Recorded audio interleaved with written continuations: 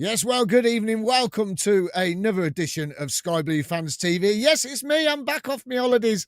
I'm in charge tonight. Ken's off doing whatever he's doing. Vicky's not very well, bless her. So I hope you feel better soon, Vic. And Jack's doing other stuff as well. But we got a good panel for us tonight. We have. But coming up on the show, was it a surprise to see Haji Wright out the team yesterday? I think it was, because we all thought he might have come in, but he's got an injury, which we found out last minute. He wouldn't say anything on the Friday in his press conference, old Lampard, but there you go. He was out. Sims and Eccles starting. Was that a surprise for you? Sakamoto with another assist. Get in, young man. And great comeback from 2-0 down.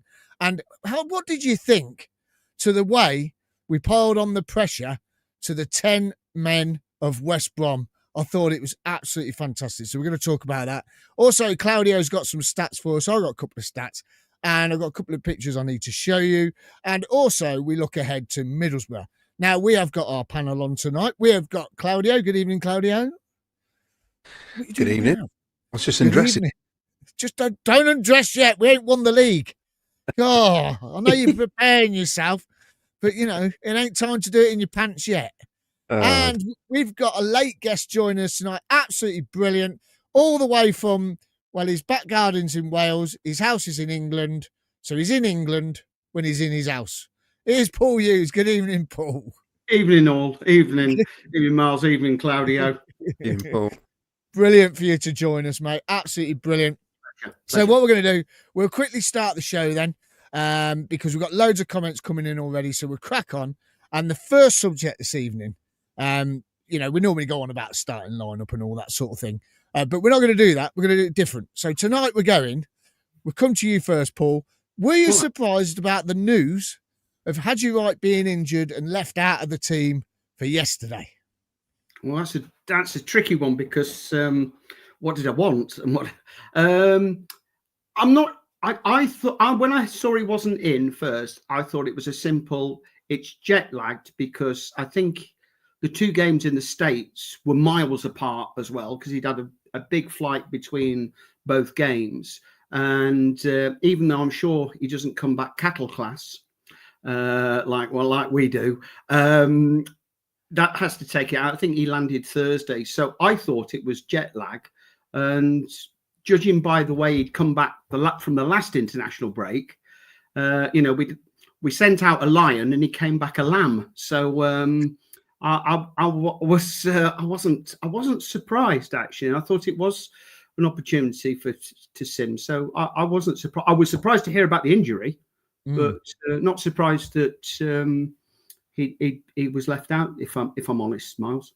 Yeah, I think most of us were you know, not surprised he was left out if he wasn't injured. I think the show on Thursday, the panel said that they probably thought he would be left out because of what happened last time and the jet lag and all that sort of thing.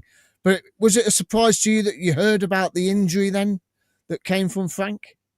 I was surprised Frank tells us anything now, because I think that's what we've got to get used to. That I love the fact that, you know, with us becoming more and more professional since Frank and his team have come in, they are keeping things and not sharing. And as Mark Robbins used to tell everybody, our squad's absolutely knackered. So you could see them going, "Oh, well, we're up for it today." Though Lorna Bailey does keep asking him, "Lorna, please stop asking him about the squad. He isn't going to tell you." So yeah, I was a bit surprised when they said it's a quad, isn't it? And he reckons it's going to be a couple of weeks. So for Frank, that was quite a lot of information, I thought. Yeah. And what about you, Claudio? I mean, you know, everyone was talking about it before the game. I mean, I didn't get in the ground till 10 minutes before. Paul Cuttiford told me that it was a quad injury. But if you know, before you even knew, no one knew, did they?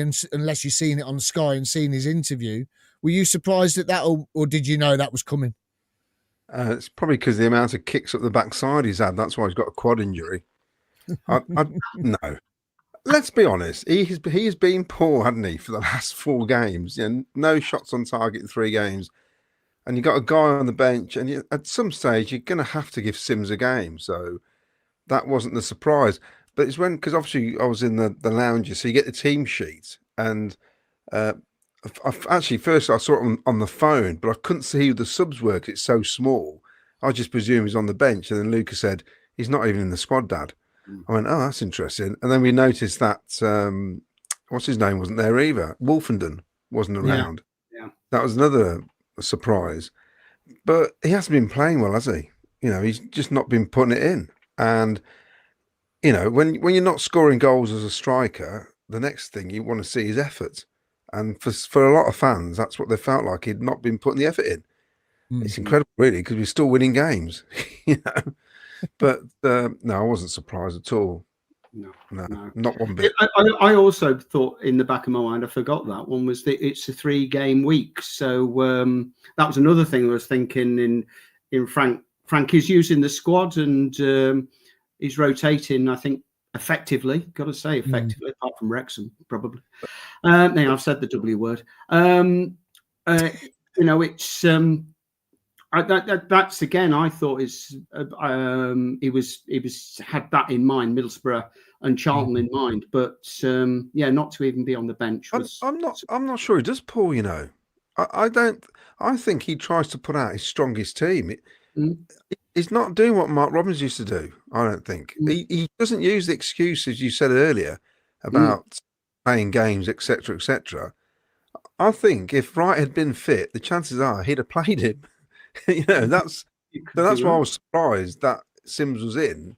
The surprise was he's injured. Because no indicator. Yeah, that was the biggest surprise for me, was that he was injured. I mean, I just thought, okay, he's dropped him. I mean, everyone's going to go in a minute. Why are you being so negative? We're not being negative. We're just starting the conversation going with you all. But you know, we are top of the league. We are over the moon. He only played 60 minutes, didn't he, of the second game? He didn't play the first game. He didn't get on there, and he played 60 minutes, I think. But in fairness, we're only saying exactly what everybody was saying on the ground at the time. Oh, he's dropped. No one knew about the injury. No. So it's the conversation everyone had in the lounges, I'd imagine in the stands, everywhere.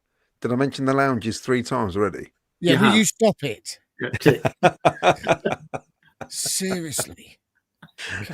The rest of us had to sit in the rain, yeah? Oh, actually, no. We're quite low there, so you do get the rain coming in. Oh, really? Oh, that's a shame. I'll have a word. I hope it rains next time. At least the fireworks and the flamethrower keeps you warm. Well, I'll tell you what, that was so funny. That was funny at the start because we sort of went, I can't even see the pitch now. What's going on here? Because it didn't look that smoky at the time, did it? And then it sort of all just dropped, didn't it? Yeah, but you know what? Do you know? I said to Rich sits next to me, the lads and that were sitting in front of us, and Paul next to me. I said to him, this feels like a night game. Yeah. You know, when it was like a February winter's night, Tuesday night, Wednesday night game, because the smoke from the fireworks had settled down. It was like a foggy night.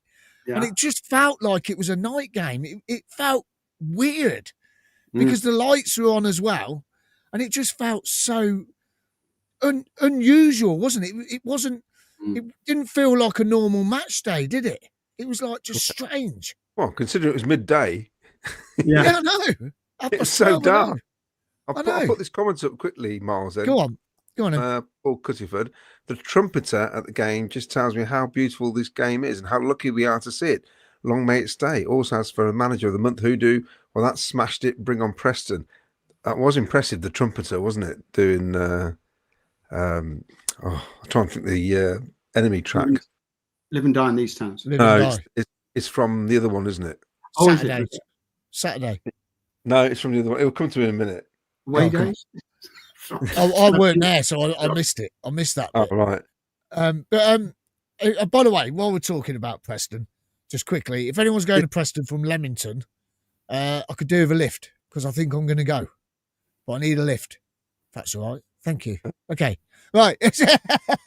So, right, let's get some quick comments in about Haji Wright or whatever's gone on. Because you know what, Paul? We're top of the league, mate. Well, I know we're top of the league. Yes, top of the league. Pinching myself. It's yeah. Right, Claudio, come on. Comments. Oh, let's get it on. Sorry. Where are we? Where are we? Bear with. You got your views in very well, Paul, for Haji Wright. Brilliant stuff. Colin Rowley says, hello, gang. You do an awesome show. Thank you so much. Could you put it to the club to put Coventry flags on the flag post on the island, on the Jimmy Hill Island? Just like Wasps did back in the day. Thank you, folks. All the best. Oh, I didn't realise. Okay. Well, hold on then. Mr. King, Doug, we know you watch and we know your brother watches. Now, we've had a request from a fan. Would you please put some Coventry City flags on those flagpoles outside the ground on the island on Jimmy Hill Way, please? Thank you, Mr. King. That's wonderful. Thank you. There you go. We've asked. That's it. It happens. Miles speaks. It happens. Rob 58 UK Saturday's game summary. When the going gets tough, the tough get going. Yeah. Brilliant. Oasis 4185. First half should be a lesson in how not to defend. We were so poor. Kitchen and De Silva were awful. Really don't rate Kitchen at the best of times. Ooh, that's a good one. Oasis then says, I think if West Bromwich Albion didn't go down to 10 minutes yesterday, the 3 points would have eluded us and we would have scraped a draw. Well, to be honest, a 2-0 down, I was happy for a draw. Now, I think the way we came out second half, I thought we would have gone on and won it. I think it was getting that third goal. We had plenty of chances, didn't we? I mean, look at Torp's bar. That shot that hit the bar, Eccles. We still had lots of chances, and we weren't playing that. Probably the worst we've played for since Blackburn. No, sorry, I'm saying sorry, no moaning. Since for a long time, that was we just seemed to be off it. But I mean, sometimes you've got to give the opposition their due, and I think they set up well to play against us on the break, and they put that, I can't remember the lad's name now, on the left. Grant. Up against De Silva, and hey, that. Grant was on their left when it was the other lad. It's the other lad on there, and they got 2 bits of luck, didn't they? Really. So I think we've got to be careful not to be too hard on ourselves. I mean, they had 2 chances. I know they had a weak header and they went in. So let's not be too hard on the guys. I think it's going to happen, isn't it? Sometimes they're going to hit it and it's all going to go in. Yeah, we'll come on to those goals in a bit. We'll in the gun pool. Sorry, it's a long time since I've done this. I'm in the middle of the comments there. Person to say that about me jumping the gun. It's a good job we haven't got guns are banned in this country. It'd be so trigger. Right, as I was saying. Yeah, you says. Absolutely. Great performance yesterday, but how are we going to solve our problem down the defensive left wing? We are conceding too many goals from that area. Oasis says, indeed, needs sorting. Against stronger opposition yesterday, we would have lost the game, but we didn't, did we? No. I don't know why. Hold on. Can you put that question back up? That last one. That one. Right. Against stronger opposition yesterday, we would have lost that game. Right. Everyone's saying on Sky, we're the best team in the league. Yeah. So there's no team in the league better than us at the moment. So there's no team stronger than us. So everyone's telling us we're the best team in the league. So Ian Court says, even when we're 2-0 down, it didn't feel like we'd lose the game. That's how good we're playing at the moment. Paul Stratton, we got destroyed down our left in the first half. Big concern. Why does Haji always come back from the USA injured? Well, I've rewatched the whole 90 minutes. It's not as bad as you think it was. Yeah. Wayne Littlewood, evening team, mixed emotions yesterday. Thought we defended so poor in the first half. Second half was a different performance, but we have to remember it was against 10 men. You see, that's another one. Hold on a minute. Wait a minute. Look, it may be against 10 men, But how many times do teams who have got 11 men lose to teams that have got 10 men? And when you're at home against 10 men, the away team normally put everyone behind the ball. They park the bus, they block everyone in front of the goal, and you can never break them down. It's difficult to break them down. If they're down to 10 men, it's their own fault. But the way we approach, I'll come on to it later, but the way we approached that when they went down to 10 men was top quality. Absolute top quality. And the other thing, three goals scored in different ways by different players. You know, we can score from all over the pitch. So who do they? When they say, "Well, let's look at the danger man," well, we've got 6 or 7 in the team, so we've never known this, have we? You know, sort of. But another thing is, though, Paul, as well, it's like Wayne saying 10 men. Hold on a minute, we played Birmingham with 10 men, and everyone went, "Oh, that was brilliant. That was fantastic, that performance." Yeah, but they were down to 10 men. Watford were down to 10 men. And who was the other one, Claudio? It slipped my mind. That's 3 games. That's 3 games. That's it. Yeah. 3 games. You know, that's the 3 games. So at the end of the day, right, the way we come on to it, but I'm going to just quickly touch on it. The way we performed when they went down to 10 men was brilliant. It was flipping brilliant. It was so good. West Brom couldn't cope. That's how good we were when they went down to 10 men. So I don't care if any team goes down to 10 men. We beat Bristol City 2 seasons ago when we went down to 10 men, didn't we? Yeah. We drew with Portsmouth with 9. Exactly. Yeah, we drew. Exactly. You know, at the end of the day, I would say, Miles, that if West Brom hadn't got they didn't have 3 points, but I thought potentially they were trying to win a Lonsdale belt at one point with the way they were playing. They were. I'm surprised only one got sent off, to be honest. And you know, they came to do us a job. Hey, we weathered it and we still beat them. Yeah, still. I'm never going to get through these comments. You are going to get through the comments. Come on. We've got all night. Dave photos. This business with Bamford, Lampard wanted him, but Doug said no. Is that right? Does this not reflect the what is a head coach versus a manager debate we had when Frank arrived? You can come to that a bit later on, I think. Don't care about Bamford. He played today and they lost. Big Pete, that's 1963. Good evening, guys. They won. Good evening, guys. Great comeback. No, is that Sheffield United? Sheffield United. Is Sheffield United, isn't he? God, I thought he was at Leeds. Sorry. No, he's left. See, sometimes you need to just stay quiet. Big Pete says, good evening, guys. Great comeback result on Saturday. Hopefully 3 more points against Middlesbrough. Wayne says, it's good to see you, Paul. Don't reply. Don't reply. Yes. Did anyone else notice Wolverton wasn't in the squad yesterday? Yes, we did, Mark. That's the one of the things that cropped up, actually. Worldwide Travel Podcast. That is the biggest win of the season by far. This team are just different. We've shown huge cojones yesterday. Yeah. Wayne says, Wright was no miss based on his last 5 performances for us. We have virtually played with 10 men in all those games. Something don't sit right with him at the minute. If we get an offer in Jan, I'd sell and not look back. There you go. It's interesting.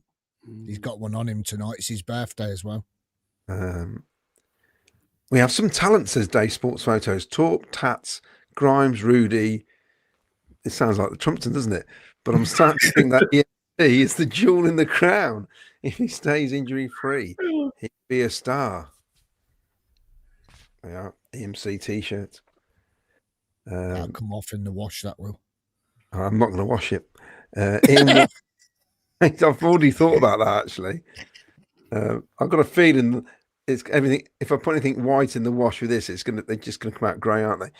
Liam was 1861. Might still be jet lag, a cunning plan to confuse Middlesbrough. Yeah, could be. Wolfenden has a bug, apparently. Okay. Aha. Jimmy Somerville, good evening, says Rock the Casbah. Thank you very much.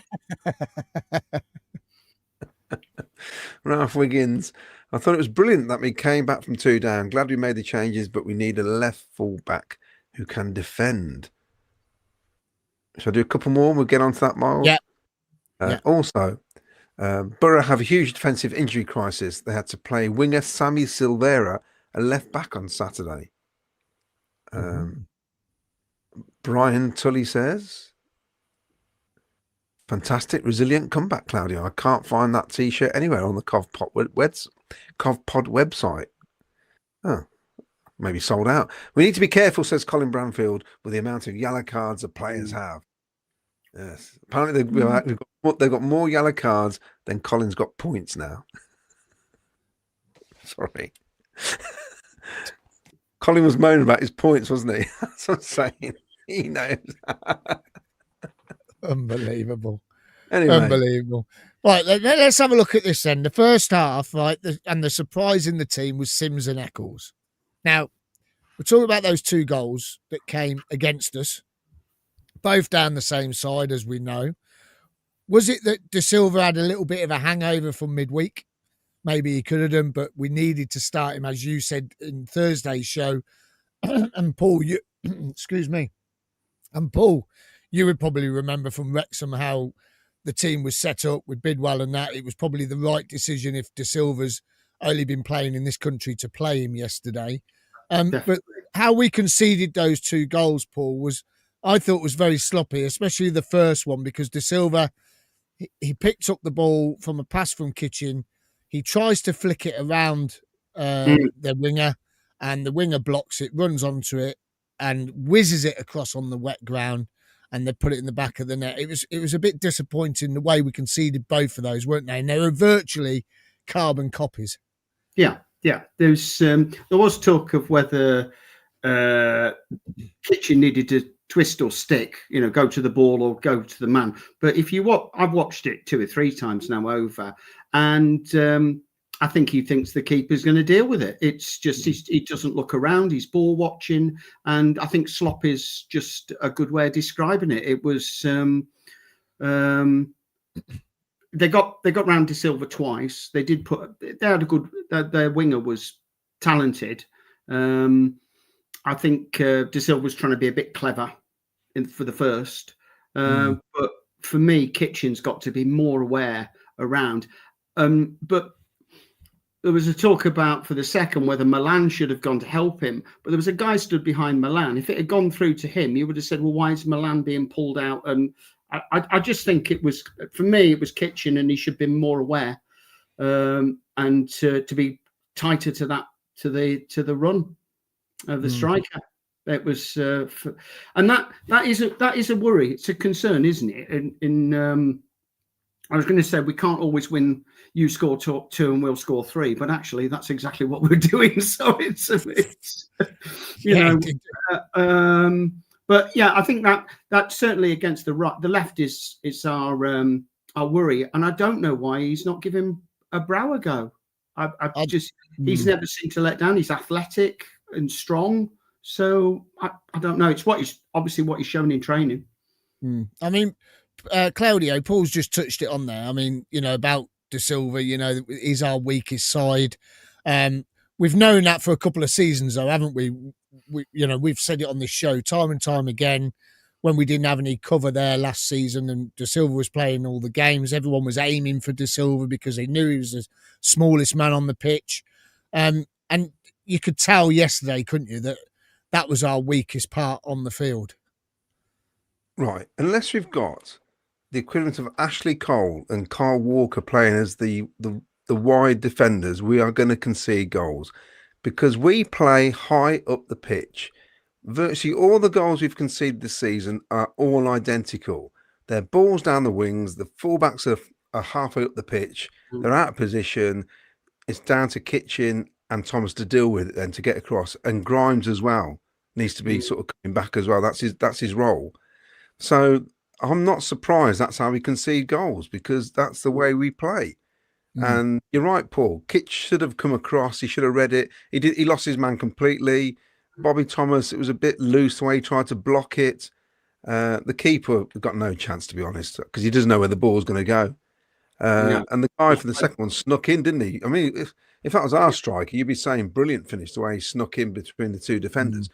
But the way Milan gets caught a lot this season now because he's so high up the pitch, and it's not so much getting caught out; it's just because he's attacking. That's his role. Yeah. And I think we have to deal with letting in goals, but we know we've got enough power up front to score goals now. Yeah. How How much do you think it's because Milan gets protected a bit by Tats, how hard Tats works, and I don't think EMC is as interested in coming back. And now I'm not criticising, because EMC is brilliant, sort of gives us that outlet. So, but yes, indeed, but he doesn't get back and protect De Silva quite as I think Tats helps out with Milan. I don't know what to think to that. You're right, Paul. But also what's frustrating in that is there's times on the right-hand side when we're looking to break and Tats isn't up there because he's having to come back and help. EMC, he stays on that touchline. He never moves from that left-hand side. I mean, really, I'd love it if Tats didn't have to keep coming back, to be honest. I feel that there was more to it while we let those goals in. We were a bit loose. The first 20 minutes. We were very sloppy. Matty Grimes, his passing was terrible. Let's be honest about it. The first 20 minutes. Yeah, I mean, I said to a few people yesterday, I think for me that was Matty's worst game for us. I think yesterday, but I'm gonna defend the defenders here. Pardon the pun. I am going to defend the defenders because the weather was awful, and I know both teams have to play in that, but the weather was awful, and I'm going to back Matty Grimes up on this as well. And when it's that slippy and you got such a beautiful pitch, I'm telling you now, our pitch is better than Old Trafford's. I was there last week. Their pitch is all patchy when you look down on it, right? And they've got the heat lamps and everything on it. We've got heat lamps, but our pitch looks way better than Old Trafford's. And I'm going to defend the defenders on this because I think when you're playing in those conditions, when it's slippy and anyone's pinging a ball across the ground or down the line or whatever, that ball is just going to skim. It's just going to go. And it's just going to whip off the top of the surface. And I think that's what's caught the defenders out yesterday more than anything, I think, is that sort of the way the ball was moving on the surface. And maybe it's our own fault because we've got such a beautiful playing pitch and we don't want it long. If that was a longer pitch, the grass was longer and it was wet, the ball would hold up and it would stick. We don't want that because of the way we play and we pass the ball around quick. We need the grass to be really, really short. And I think that caught Grimes out yesterday, and I think it caught the back four out as well yesterday. But in the first 20 minutes, there was 2 to 3 players on Grimes, if you noticed. West Brom really targeted him, and they did a very fast press on him. So they did play high up. They did play high. That was the thing. And their 2 wide players stayed wide. I mean, they occupied. De Silva's the first goal was silly. What he tried to do, trying to do a little jink between the bloke's legs. Basically, you don't do that there. No, that's just a silly mistake. He knows that, and he was the only player on the pitch who felt really bad because he knew he'd cocked up basically. But they were on him, from the start of the first 20 minutes. And for me, the game changer, really, I know you're going to talk about the goals, is what their manager did, because I think he completely messed it up at half time. But we'll come to that later. Yeah, I mean, we'll go on to ours then, onto our players, because there was some great positives in that first half. And I want to give a big up to Ellis Sims and Josh Eccles yesterday. And first of all, I want to give a big shout out to Ellis Sims because I thought he played in that first half. I thought he played really well. And I had people say to me, oh, he's had a rubbish first half. I said, he hasn't. If you watch, if you go back, like you said, Claudio, you go back and watch it, he did quite a lot of work yesterday off the ball. But not only that, he was holding the ball up well as well. And he was trying to lay the ball off. And I thought he had a cracking first half yesterday, Ellis Sims, for me. You'll probably see it different to me. But I'm glad he got a start because that guy, when you look at him, and I'll go back again to Portsmouth. I'm going to go back to Portsmouth because that game for me, for Ellis Sims, was his turning point for us, I think, because that game was brilliant. The way he played in that game was fantastic. He was strong. He was knocking people off the ball. And he was trying to do the same yesterday. And I watched it back, and Victor Torp plays a ball through to him. And there's a West Brom, one of the West Brom defenders, I can't remember which one it was. And he tries to barge Ellis off the ball. Ellis carries on running. The ball falls kindly for him, and he gets the crossing. Okay, the cross wasn't fantastic, but his strength to barge their player off the ball, to keep running with it, to get a crossing, I thought was absolutely brilliant. I don't know what you thought, Claudio. Sorry, I was just reading the message then. Sorry.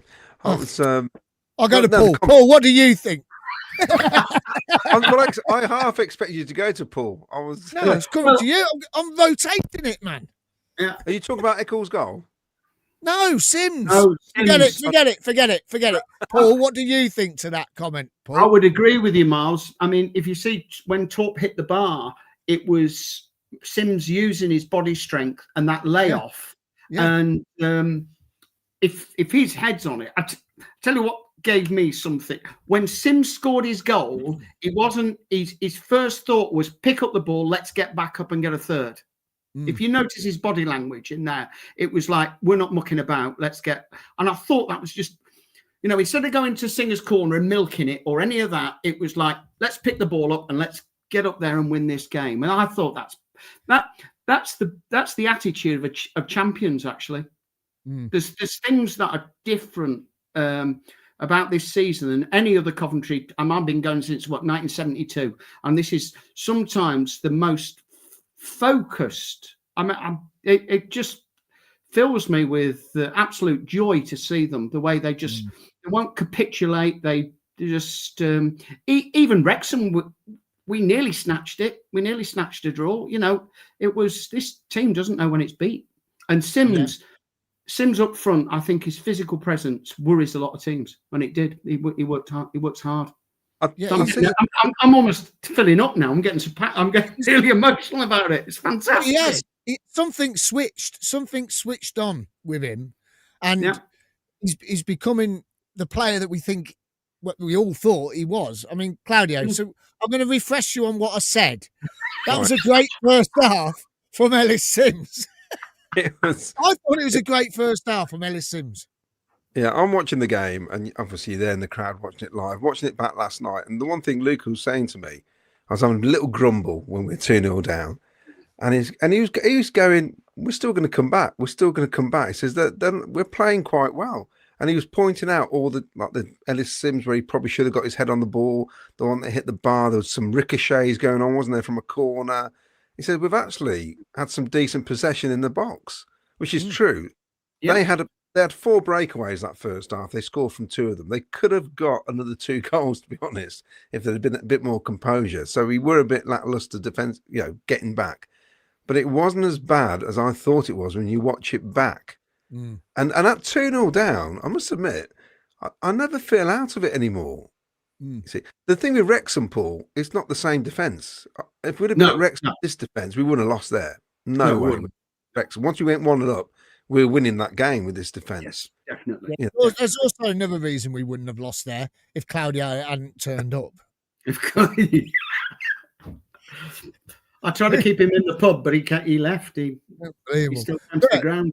But what I mean with Ellis Sims, you say he could have scored a header, but he couldn't because it was just after they scored the first goal, wasn't it? I think Matty Grimes whipped one into the box and it came across, and their defender got his head to it first. I think if he had missed it, it was straight onto Ellis's head and it was going in. But the thing that impressed me about Ellis yesterday, like you said, Paul, the way he laid it off for Victor Torp's shot that that hit the bar. You were like, oh my God. And then there was another cross that come in, and he was in front of the ball and he had to come backwards to get his foot onto it, and he made their keeper dive to save it.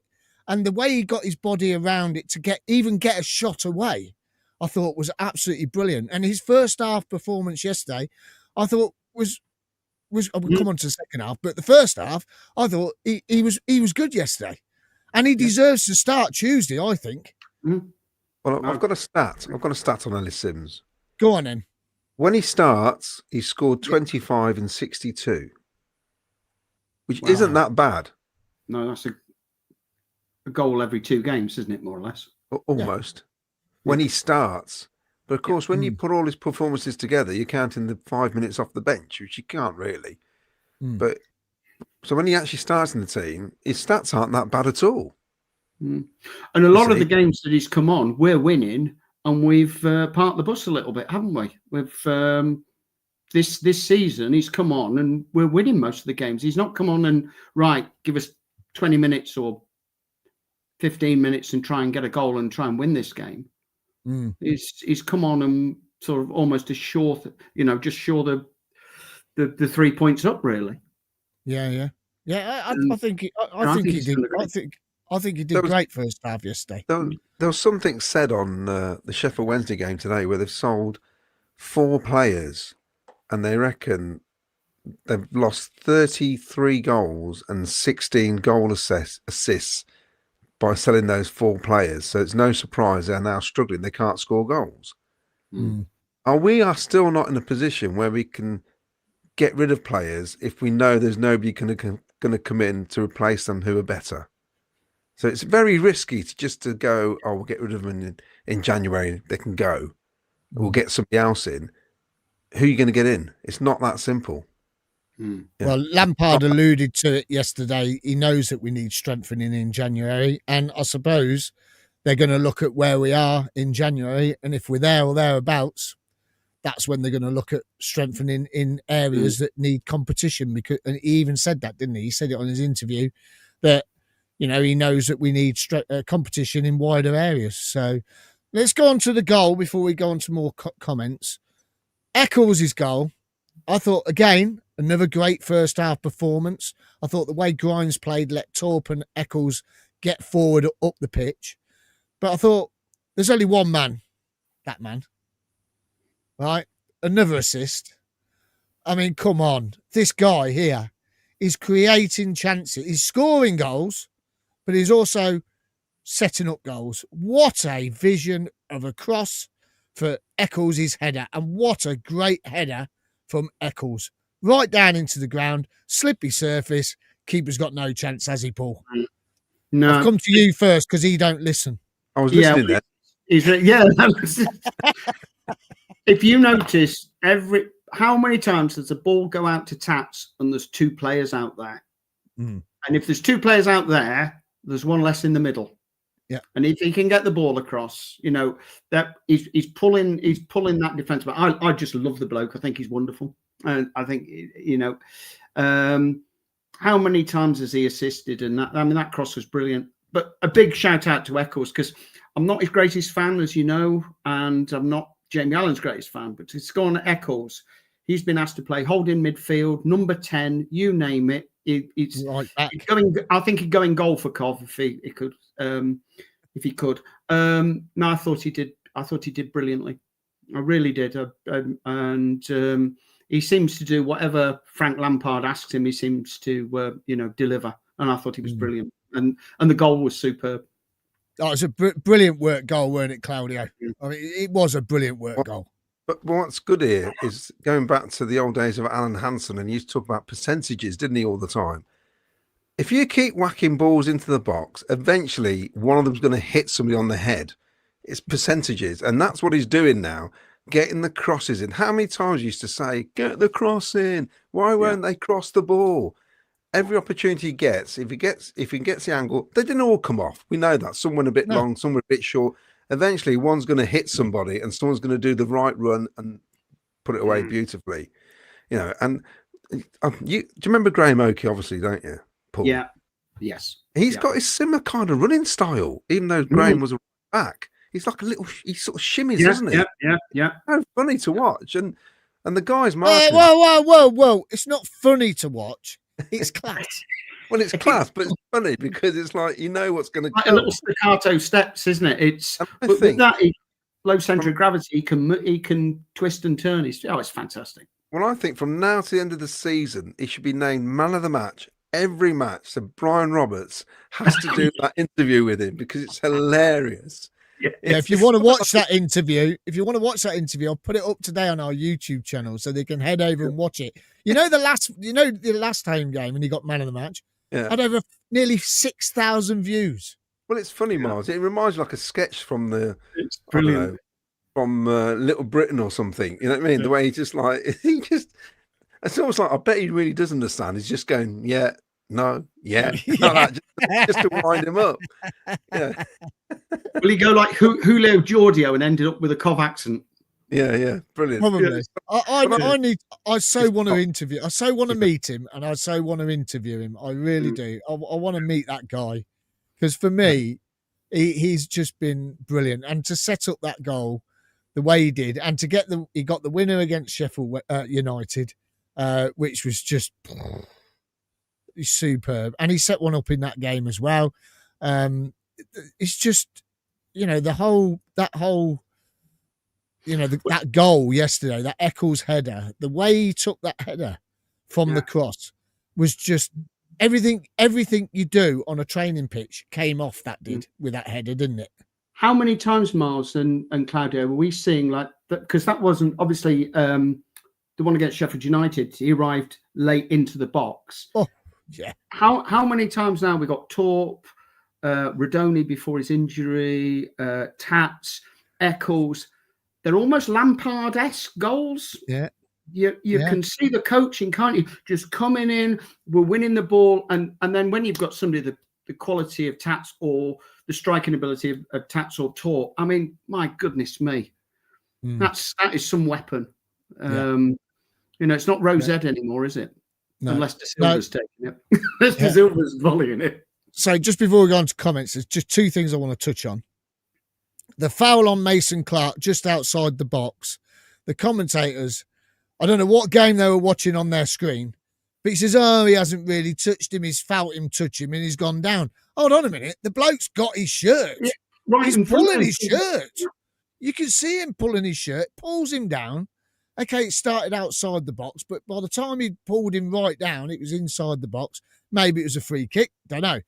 But the one I want to say about it is if this was VAR now, the tackle on EMC, when their player was down at the other end of the pitch, I'm not being funny. There was no need for that challenge. The way he went in on the EMC, I know it weren't a high boot on it, but it was the intent of that challenge. The way he went, he just ran at him, didn't stop. He just went for him and he knocked him over, knocked him down, then nearly trod on him. Well, Tats got cleared out a few seconds before that. Exactly. They cleared Tats out and then they got EMC. Yeah, well, that challenge for me, you'll all probably disagree, but that challenge for me, he weren't even aiming for the ball. There was already a West Brom player there. All it was in his mind, I'm going to knock him out. And he ran at him, knocked him out. And I'm sorry, okay, he got sent off later on, which we'll talk about, but that's a red card because he weren't even, all he was doing, he went, I'm going to hit him. I'm hitting him. And he just ran at him. He was trying to get the game stopped, wasn't he? Yeah. But by the time he'd done that foul, the guy was up already and walking back to the halfway line. Yeah. It's a disgrace. Absolute disgrace.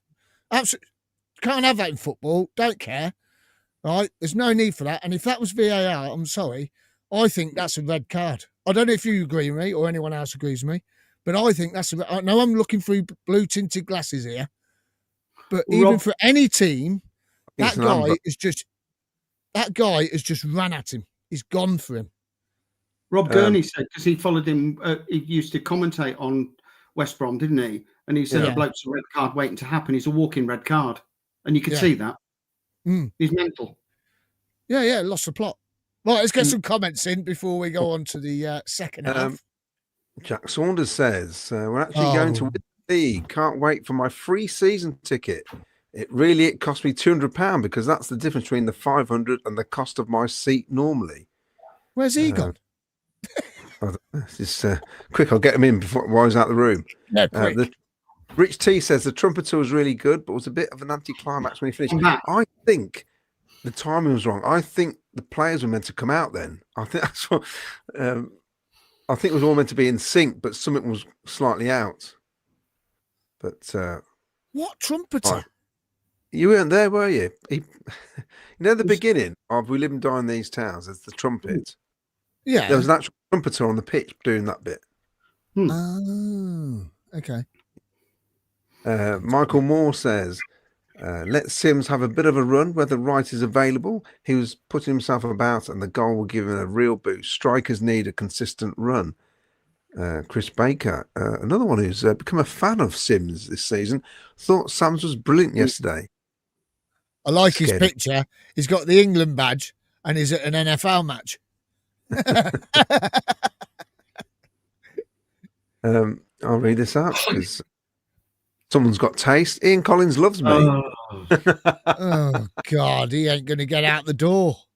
He's had a drink. Michael Crony says, why take off Sims? He was having a good game. He needs game time, especially when Haji is out for a couple of weeks. Push, great comeback. Cam says, a lot of talk about the defence after that game, but we'll score one more than the opposition, as per the song Vindaloo as us top of the league. It's bonkers, isn't it? Absolutely bonkers. Beer can, the ball that Torp hit at the crossbar was that powerful, it just landed in Leamington. He hit it too well, didn't he? Basically. Yeah. Agagon, we had 2 spells where it was constant pinball. How we didn't get a few more during those periods, I don't know. Mick Kelly says, it was good to see Ellis find the net. I just love his goal celebrations. You don't look, he's embarrassed. Prancing through the snow on a 1-horse open sleigh. Oh, what fun it is to ride the sky blue coloured sleigh. God, it's a bit hard, that one. Sleigh. I think that wasn't quite right, was it? Torp, the volley specialist. Wayne Littlewood, trigger happy Paul. Yes, trigger happy. Is shooting from the hip. Yeah. The good one. Paul, Dave Sports voted, I think he means stronger than West Bromwich Albion, Miles. Or I'm not sure what that comment was now. Liam W. Coton was surprised at the start 11, but it was a squad game. Yes, went 2 down, but never felt we couldn't turn it around as our had chances. Baggies took their chances, it happens.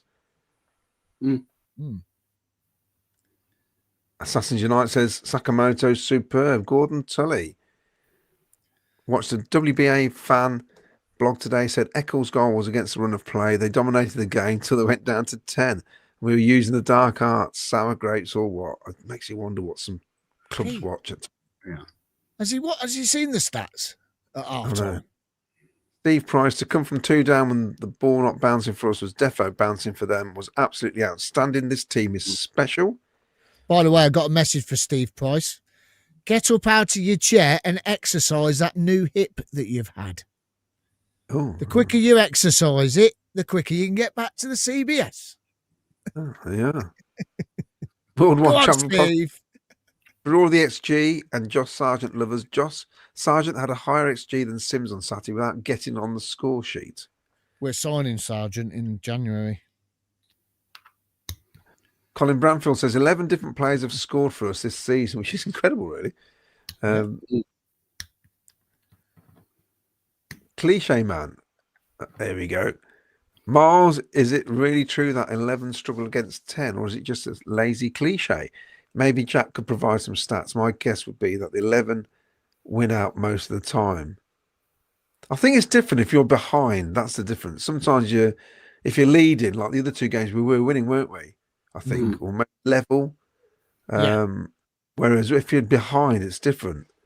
Because it must be so much easier just to put players behind the ball and just boot it away, basically. Coleman, 1962. The team are playing with confidence and not giving up. We go to games now expecting to win. Never have we had that belief before, especially at the CBS. Carl Play. I'm reading some new names here. I can't criticise the team this year. We made the odd mistake, but this is the best I've ever seen us play, and we aren't reliant on one player or 2 players this season.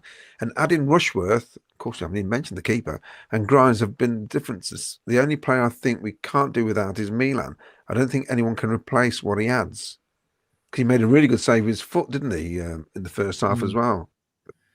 If there is some new watchers tonight, please head over to YouTube and give us a like and subscribe, and hit the notification button. Philip CCFC, at no point yesterday did I think we're going to lose yesterday, and maybe draw. Seen us capitulate to West Bromwich Albion many a time. Borough, I'm worried about more. Mark Rainbow. Malumbi made it easier for us. He went headhunting when Johnson was down with a severely twisted sock, elbowing Tats and hacking down EMC in that instant in the first half. He totally lost the plot, didn't he, really? Narrative of the game, says Steve Price, didn't change at all after the sending off. It was one-way traffic for 90 minutes. Only impact those less likely to score again. Would have scored 3 or more if they had 15 on. Great comment. All the comments have gone off my screen. Have they? Carry on. Mark Rainbow says, this might be controversial. I think that Grimes' worst game in a City shirt. I think that's but only a 7.5 for me. It's still better than. There's a comment from Will King. I know he's watching. I've lost it now, but he was saying that his dad was there, 92 years old. I saw him with Doug actually. Yes. Yeah, I seen him on the telly. Yeah, he's panned to Doug, and he was sat next to his dad. I've seen him. Yeah. Colin damn! That comedian was there as well with Dawkins, weren't he? Yeah, Rob Beckett. Rob Beckett. Yeah. Howdy, what away game are you going to next? We'll make sure I go as well, so you can see them win. Well, I'm hoping. Only if he's got enough points. I've got plenty of points. No, Colin. Yes, he's still got more than Bone. I think he's still got more than me. Mrs. Christmas 79, Claudia, great 2-part interview with Brian Richardson. Good to hear his side. Oh, thank you for that. Oh, I love that name. Give us a like and subscribe, Mrs. Christmas 79. Yes. Pauline Hughes, this win makes up for the huge loss we had during the 70s. Paul knows which one. Oh, it's your mum, isn't it? Yes, my mum. Oh, Thank what you, Mum. she did? Flipping it. She's good with technology. Yeah, she's on. Hi, Pauline. How are you? She's talking about the 7-1. How is she? How is she? Is she Yeah. all right? Is she okay? Yeah, she's great. She's great. Yeah? Yeah. Good. Paul W637. I won't read out numbers. We had 3 players on the pitch with double barrel names yesterday. Oh, that's a good one. Oh. I like that. A message from Scott. We've not heard from Scott for a few weeks. Hi, lads. Hope you're all good. Great win, a great comeback. And also, do you 3 go to any pubs before the games or to the fan village? Be love to meet you lot. Well, Yes. Miles is down at Dillon's at the minute till Boxing Day, aren't you? Yes. I'm down there till Boxing Day DJing every game. It's a pleasure.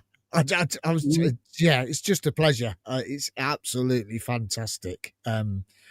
For where we are in the league, to be able to have the opportunity to DJ for Cov City fans and everyone singing, it's just brilliant. I'll talk a little bit more later about it. Ralph Wiggins, Sims played really well, holding the ball up as well, setting up other players for chances. We will need all our players to cope with the next 3 games, but we are dreamland. Well, we seem to be coping with 3 game weeks. We've not had a problem. We've lost 1 game all season. Just take it out your minds, fans. Well, if you hear Tats's interview on Friday, he says he don't like the international break. He likes to play football, and I think that's what happened to Grimes. I think he's another one that doesn't like a break. He just wants to play football. It's just brilliant, isn't it? There's none of that. Oh, they're tired. No. Tired? Yeah. Tired? They want to do what I did yesterday. That makes you tired. Craig Robinson's from the Sky Blues Fans Forum. Can you imagine if that thunderbolt shot from EMC had gone in? It would have burst the net, hit one of the spires on the old cathedral. It's a great shot, wasn't it? Brilliant. Nicholas James says, Ellis deserves his start. So happy he got the goal he deserved. Great finish. Ellis has more to offer in his overall game than Haji at the moment. He deserves his place right now. Onyx Freight. Yes, I thought Sims had a great game. Like you said, he held up the ball well, was battling. Totally deserved a goal. Dave McGee, I like Sims. He's down to earth. There's a proper loving for Sims now tonight. I'm liking this. Yeah, Vicky, where are you? You'd have loved this tonight, Vicky. Cam 73-63. The ball was being held up. You could see the water kicking up as it was passed about on the pitch. I was sat by block 37. Oh, we keep Mrs. Christmas again. I thought we needed a goal before half time, and we did. Never looked back. That was the key, though, wasn't it? That goal I think we still had to score before half time. Well, it makes the team talk at half time completely different, doesn't it? It just changes the whole complexion of looking at the second half, I think, doesn't it? Well, it's like whenever you watch it on telly, a game of football on telly, and someone's 2-0 up, they always say, whoever scores the third goal, it's crucial. And if you're the team who's behind, if you're the team behind and you go one, you get a goal back, and just before half time, and you're on, and they always say if you're on top just before half time, you know you've got the other team on the back foot because you've gone in at half time on a high. And when I watched it back today, even the commentators were saying, West Brom need to get in at half time here at 2-1 because Coventry don't want this half to finish. We didn't want to finish. It's quite interesting because I watch quite a number of the away blogs, like the Sheffield United one and that post game, just to see what they think. Mind you, the West Brom ones were very complimentary about you, Miles, at Dillon's. So there's one of them. Were they? They were big fans. Yeah, you were playing the specials, so they really liked it.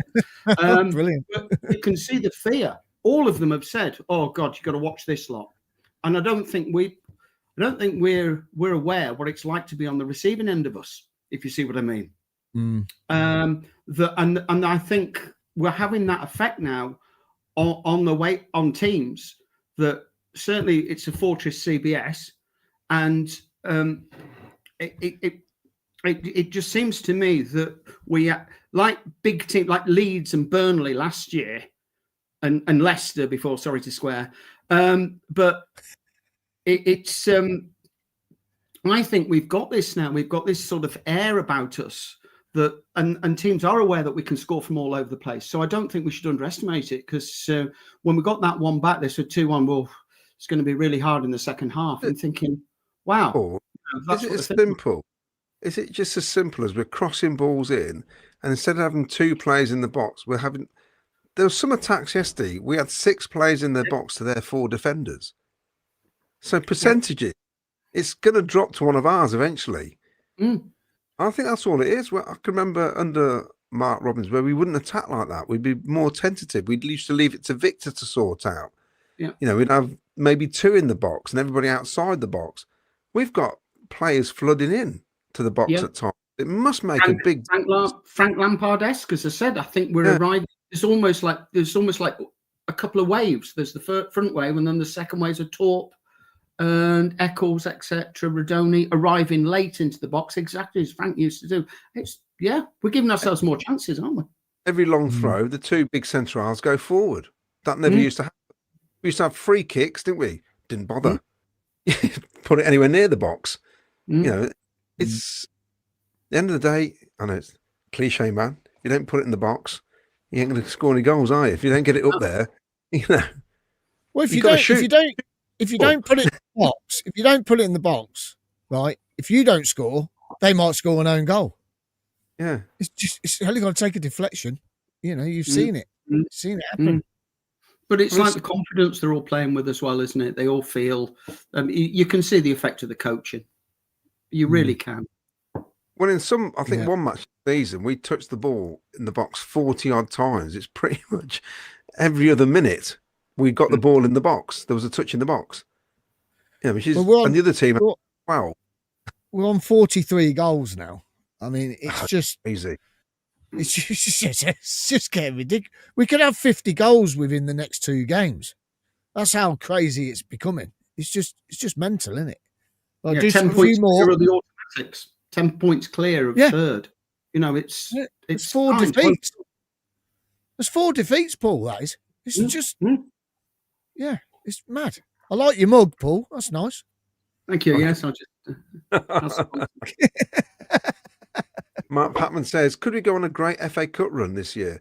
We play as if we'd never been beat. All the team were working for each other, which is fantastic. I think this is the first time ever in living memory, I'm going to say, I don't care if we go out to the dog and duck. in the third round. I really don't care this season. No, don't care. No, As long as it's not Wrexham. Yeah. Yeah, as long as do you know what I said? I said on the Wrexham. do you know I said on the Wrexham, this will make you laugh. I said on the Wrexham podcast, right? Both of them. I said, you watch, you'll beat us, right, in the league, and we'll get you in the FA Cup again at the CBS.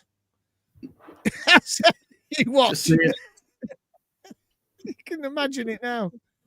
Oh, sorry, Claudia. No, I'm just I'm flicking through. There's so many messages. I can't read everybody's message out, so I do apologise. I'm just trying to get a general feel of what's being thought and said. Rob87, interesting that in September everyone seems to say Ellis can only play in a 2. Now he seems okay as a lone striker. Is that down to improved attitude or good coaching? Coaching, I think, isn't it? And attitude, it's both. I think that's a bit of both, I reckon. I think it's the way the coaching are saying to him, this is how we want to play. We're going to get the ball in behind. You're going to run onto it. And he's going, yeah, all right, let's do it. You know, they look true and stronger, don't they, as well? Yeah. Yeah. It's just brilliant, isn't it? It's just, yeah, it's just great. We're top of the league. Top of the league. I still can't believe we're top of the league. Go on. No, yeah. Keep boxing. Sakamoto surely has a chance of getting an international call up. The thing is, no, the two we don't want that. No, but the two guys you're playing is really good. Yeah, they are. I think one of them, they call him the Japanese Messi. So, hey, do you know what? We might sign them when we go up. I think they're playing for bigger clubs. Assassins Unite, all the players have improved to a certain degree under Lampard, but my favourite is Torp. 7 goals already this season, and he's hit the woodwork 4 times. I think the crossbar's still shaking. Yeah. It's like we've signed a load more players, haven't we? When we said, we haven't signed enough players. Well, compare these players to 18 months ago. They're like new players. It's like we've signed new players, it feels. That's with the confidence and their ability, it's I mean, as you said, for somebody like Frank Lampard to look at Torp and go, wow, there's a player there. And we're now seeing it. It's just superb. He scored some cracking goals, hasn't he? He scored some cracking goals. Dave McGee, the fans' village is magical. I ended up buying a new CCFC calendar, Lego Stadium, keyring and programme. Magic. Yeah, my lad's got the Lego stadiums. They're brilliant. They are absolutely brilliant. They really are. Paul, you got to get them. Yeah. Yeah, you got to get them. They're wicked. I've got enough Cov City stuff. My wife's not going to let me have any more stuff in here. You ain't got enough. Never got enough. Never got enough. That's You've true. seen my place. 4D362. I hated the commentary yesterday, suggesting EMC got dragged to the ground by his shirt. Apparently, that wasn't a foul. In fairness, there was one today in the Sheffield game, which is ridiculous, where the bloke had completely wrestled him to the floor, and the ref just made him retake the corner when the corner had already been taken. So it's bizarre. Officiations in this league. Ooh. Lampard's right. The refs. Chippy Dave. I think it would be a great idea for the 2 wingers swap wings for 20 minutes to mix things up. They've done that before, haven't they? They have done that. That would be good. That would be good. Yeah. Mark Rainbow says Hummel should make shirts with Velcro. Seems the ref would see when players are trying to rip the shirt off the players' backs. I was just about to say, does that mean EMC can be offside on the right-hand side as well as the left-hand side? Sorry, I said I wouldn't grumble, but can he not just look down the line a bit more, please? Yeah, but Paul, he's not as bad as Haji Wright. No, he's not as bad as Haji Wright, but he does. You moaned about that. I know he's playing on the edge, but you just ask him to look down the line a bit, please. But is he offside? Because if we had VAR, it would get carried on. Yeah, you might do. He might just be too quick. Or like Darren Huckabee. You imagine all the goals Darren Huckabee would have got if it was VAR. Because he was that quick, they couldn't keep up with him. No. This is from Ellis James. Hi all, watched the game at 4:30 a.m. in Vegas. Great comeback win. Now about to watch the Raiders play Cleveland Browns. He's on holiday, I think. Ellis is, Morning, Ellis. Yeah. Day Sports Photos.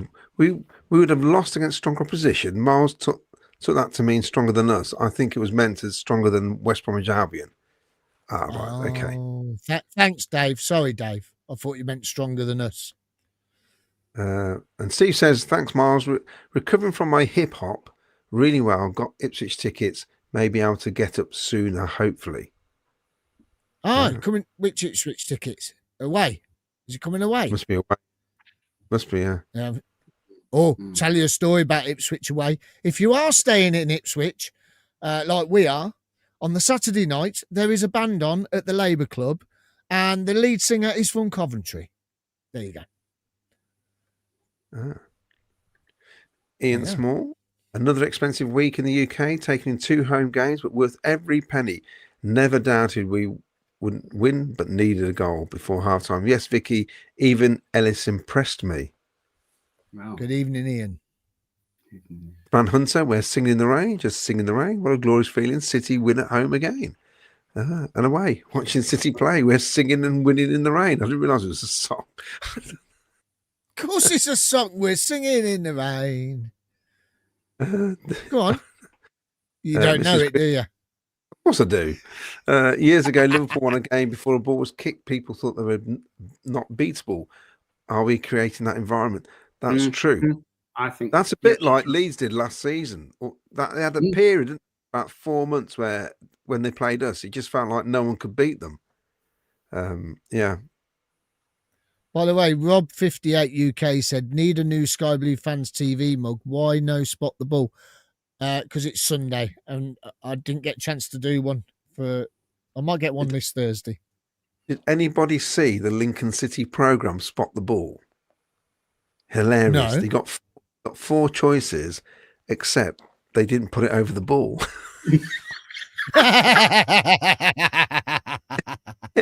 It was sort of half on the ball. You could see the ball. You've just given me an idea now. Hilarious when I saw it. I think Abiku scored again for the Imps. Yes. He did, yes. Yes, I saw he's doing well. Just keeping him up. Just thinking about Lincoln. Danny Bishop, I would take a point all day long Tuesday. Yes, I would as well, away at Middlesbrough.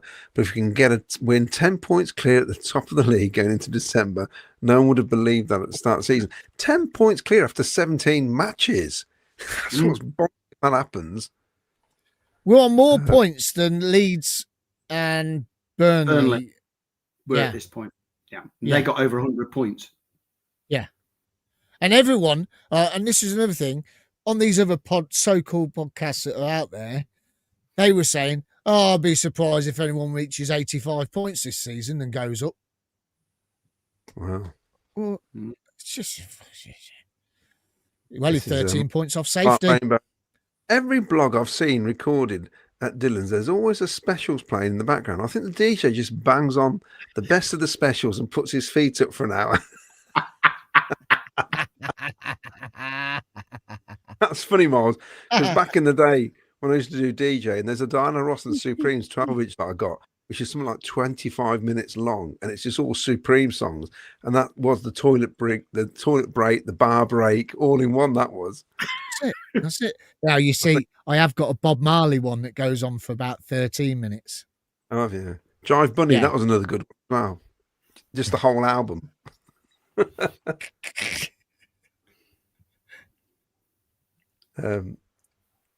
This is from Connor O'Shea. Can we all just take a second and appreciate how nice our club badge it actually is? It is a nice badge. It's the best badge ever. Yeah, it is. Yes. You know what? I had this conversation when I was at secondary school. It's going back a long time now, and we all, because you know, I think there was only a handful of us who were Cov fans in my school, and me and my best mate Robin, still recovering from his stroke, bless him. But we always used to say we've definitely got the best. You know when you used to have your Panini stickers, right? And you used to get the shiny ones, which was your badge, didn't you? Got a shiny, lads, got a shiny. And you used to say, I'll swap you. And they go, no, I'll swap you. You got to give me 6 normal stickers for a shiny, didn't you? And we always just say, that's the best badge, that. And every time you got a duplicate, the Cov badge, you used to stick it on your homework book. Yeah, of course you did. I remember my homework front page had all the badges on. That's I would never swap it. I'd never swap a shiny Cov City badge. It was going to be stuck on anything because it's the best badge ever. I need to ask a question. Where can you get the EFL Panini sticker book? Will's got one from, I'm not going to say the supermarket because they've taken Christmas out of Christmas. But if you've seen social media lately, you'll know I'm on about. But they've got them. I beg to differ because I bought my lure pack from there today and it said Christmas lure pack on it. I'm not on about that. I'm on about Christmas trees and cake. They've taken the name off Christmas trees and cake. So I'm not shopping there until they put Christmas on the boxes. But they are correct. No, they're not, because it's Christmas. Well, they are. It may be. Good evening, viewers. This is a Coventry City podcast, by the way. Just to mention, rather than. Anyway, Peter Stevenson. All this always happens when me and Claudio are on together. That's it. It just ends up going all over the shop. Peter Stevenson says, "Thank you for uploading Tat's interview after the game. A player who's so loved University by the fans is a rare find in football. Tats has the chance to be a real legend." Should we do second half? You can thank Ken for those videos because Ken gets the video of the after match. But we've got to start telling him to film in landscape. That's the bit about when Harry Roberts' interview, the second one, where he said, "Yes, you were brilliant today," and he goes, "Yes, I was." It's just, yes, I was. Yes, I was. Right, second half. Okay, second half. I didn't realise how quick this came. It was literally straight after the second half started, wasn't it? 4 or 5 minutes, I think. We miss out. As soon as we come out, we put the pressure on, didn't we? We did put the pressure on. And I'm not being funny. They had a little break, and then we've broke away. Eccles has turned the player, and he's done him, and he's grabbed him, pulled him down, and it's a blatant yellow. Claudio, no arguments. You know what, Miles? I reckon he forgot he got booked because in that melee earlier, because you must know that if you pull somebody back like that, you're going to get booked regardless. It's a yellow. And when I hear people saying, "Oh, it's a harsh yellow," no, it's a yellow. If you deliberately break up play, it's a yellow card. It don't matter if it's a pull on the shirt or a trip or a grab round the neck or whatever. It's a yellow card. The fact that he got booked already, that's his fault. But it's almost like when he looked up to the heavens, it's like to say, "Oh no, I've been booked already." Yeah, and there was no argument. Nobody argued with it. Silly boy, basically. And well, I think that's where their manager made a mistake, isn't it? Because he should have took him off. Because you could see he got a bit of the red mist at the end of the first half. He fucked up, Paul, because he took off their best player at half time. Yeah. No apparent reason other than he wanted to change it up a bit. Yeah. That just seems idiotic to me. That's inexperience, surely. Yeah. So the manager taking off the best player and then him getting sent off, perfect. Yeah. I mean, Frank Lampard probably couldn't believe it. He said, "You've just given us the game now." Well, Paul, I mean, you know, it's like Claudio says, he knew he was on a yellow, which really, for me, he shouldn't have been on the pitch. As you know, you've heard my feelings about it. He's gone for the man, and that's it. He should be off. But it's a blatant pull, yellow card, and like Claudio just said, Frank Lampard's rubbed his hands together. He's gone, "Thank you very much." Well, going back to what Mrs. Christmas said, what did she say? Well, about we've got this air of, yes, unbeatability. Are we getting in the managers' heads? So are they overthinking it? No, that's a conspiracy theory. So in other words, he's thinking, well, they're going to come at us, they'll score. How am I going to, compete and stop the sky blue tide? And that's what I'm thinking is that as Leeds and Burnley were last year, we've got teams thinking about, oh my God, how are we going to stop them scoring, rather than continuing the play. And as you said, they took the best player off the guy in the wing and left the crazy one on. And I'm wondering how much we're forcing through our play, and you could feel it even from the end of the second half, because when after Eccles scored, we had a number of chances. You know, there were half chances, but we were applying pressure. That you could feel it in the ground, couldn't you? It was different, and I'm just wondering whether the manager, through lack of experience, maybe overthought it too much. And that's you could feel it. Yeah, you could feel a change when we got the goal back. You could feel a change, but when they went down to 10 men, said it earlier on, I was really impressed, Claudio, with the way we went about business. We literally camped in their half. We just crossing the ball in, moving the ball quick. We even started that way as soon as we come out on the second half anyway. But we were moving the ball a lot quicker, a lot sharper. You could see Milan and Tats were communicating a lot more sharper together.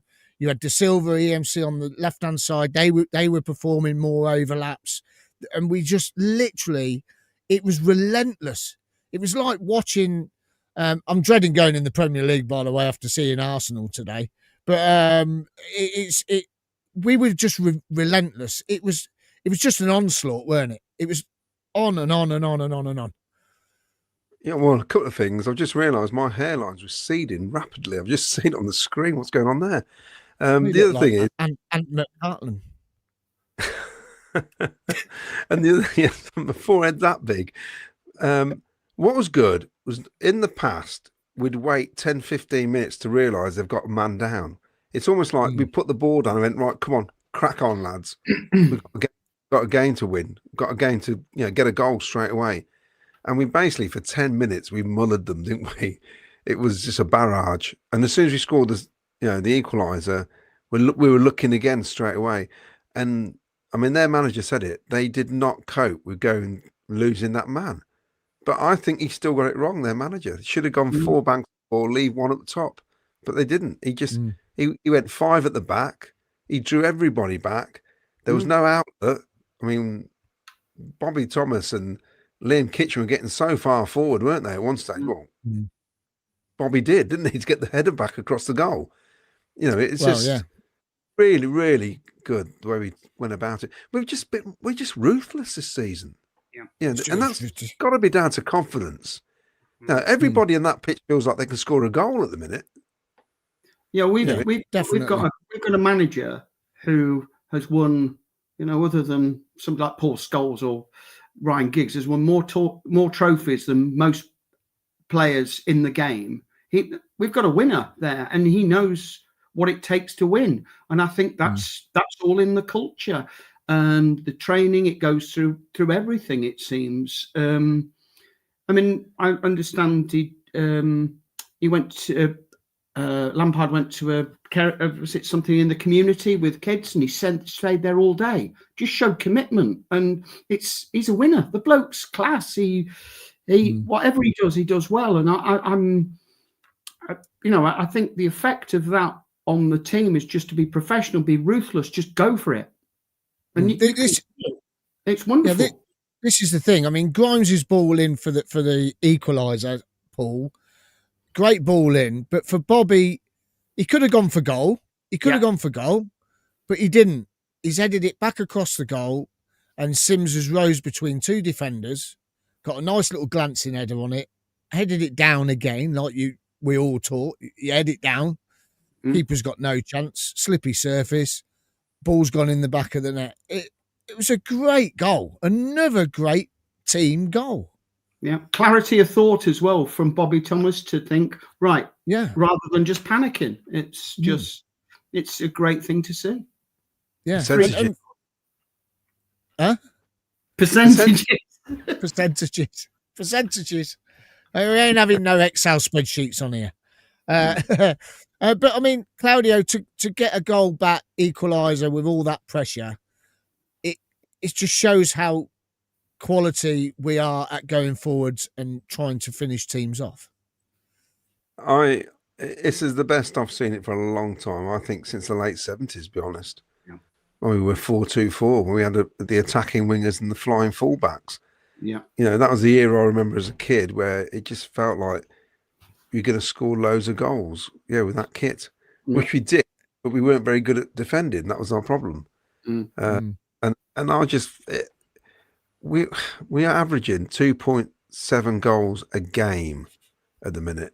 This is off the scale statistics, and we're all waxing lyrical about other clubs. If it was them, we'll be saying, "Oh, aren't they magnificent like Leeds last season, and even Leicester the season before, and Ipswich." In fairness, when they came up, this is us. It sounds weird because it's Coventry City, but we are doing it. The first 16 matches, we are by far the best team in this league, and we've just got a £30 million player join.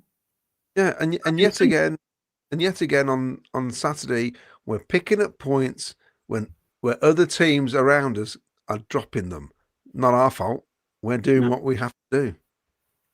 What was you saying there, Paul? I'm just saying, I'm sorry, I thought you finished. Sorry, Claudio. I was just saying, and we've got a £30 million worth player just come back, Radoni. Because if you remember, we were all saying, well, if Radoni gets injured, all these goals are going to stop, and we hit a fantastic run. So it's just superb. We've won 9 in 10, which we did last season. So we've done it twice now in 2 seasons. It's something that hadn't been done since, way back. And we lost 1 in 16. Yeah, it's amazing. No complaints whatsoever. So come on to the second goal then. I said it a couple of weeks ago before I went away. I said that Victor Torp has scored some quality goals for us. I think it's 7 now he's scored. I mean, come on. The way he's striking the ball is just unbelievable. Come to you, Claudio. I mean, the way he took that shot, he had all the time in the world as well to hit that shot. And if you have that long to try and hit it, you normally sky it, don't you? He has just kept cool, calm. He's watched it come over and he's just gone bang into the ground again, into the ground off a skiddy surface. Defender, keeper, got no chance, have they?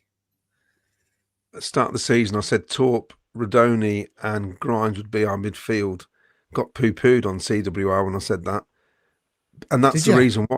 Yeah, that's the reason why. They couldn't see it. They reckon maybe it's going to be Sheaf at the start of the season, but Torp came straight in. And the reason why is because of that, Miles. Sheaf couldn't score your goals. That Torp can score you. And it's critical in the way we play. And was it against Watford where he scored a similar goal when it came back out to him and he just smacked it straight back? The guy's got an eye for goal. He has to. That's why he's playing. Blackburn as well. Blackburn put all the effort in, and we went bang, bang. It was over. Yeah. Done. Yeah. And this is what the way Frank Lampard used to play. He likes his midfielders. They all score. That's what he wants. Yeah. You only need Grimes doing the holding bit, and the reason Torp's in there is to do that with him and Radoni. And now you got Eccles doing it. I mean, even Jamie Allen's popped with a goal this season. Well, look at last season, Boxing Day. Frank had taken over, hadn't he, Paul? Eccles scored two goals from outside the box, didn't he, against Plymouth, if I'm not mistaken? He did. I think you're right. Yeah. So I think it's just a really good. We saw him that first game at Sheffield Wednesday away from home. Within 30 seconds, we went, we've got a player here. Yeah. He looked the part straight away, and then he went off for a bit, didn't he? But you could see there's a player there when we signed him, and he's just so good. I think he's so good. I can't understand why he doesn't get called up for his country. Oh, I know. It's unbelievable, isn't it? I mean, Paul, what did you make to his finishing yesterday? Because obviously he hit the bar, he was hungry for another goal. I thought he's changed his boots to white ones. Shame, because I used to like him wearing his black ones. I thought he looked quite cool in them. Yeah. But what did you make to his finishing of that goal? Well, I think it goes back to what Claudio said. It's now when you see a ball come into him, you expect it to be a clean strike. He didn't actually lash at it. He hit it, but he hit it down into the ground and he guided it through. In some ways, it wasn't the same as the Blackburn, volley or whatever. It's just quality, and I think again our midfielders are thriving under Lampard. It's he watched that ball, and I think you're right. It almost, when they've got too much time, that's the hardest thing, isn't it? And when they've got time, quality players step forward. And I was going through, he's probably one. If we are lucky enough to go up, I know. I think I could see him making it in the Premier League. I think he'd be in the team.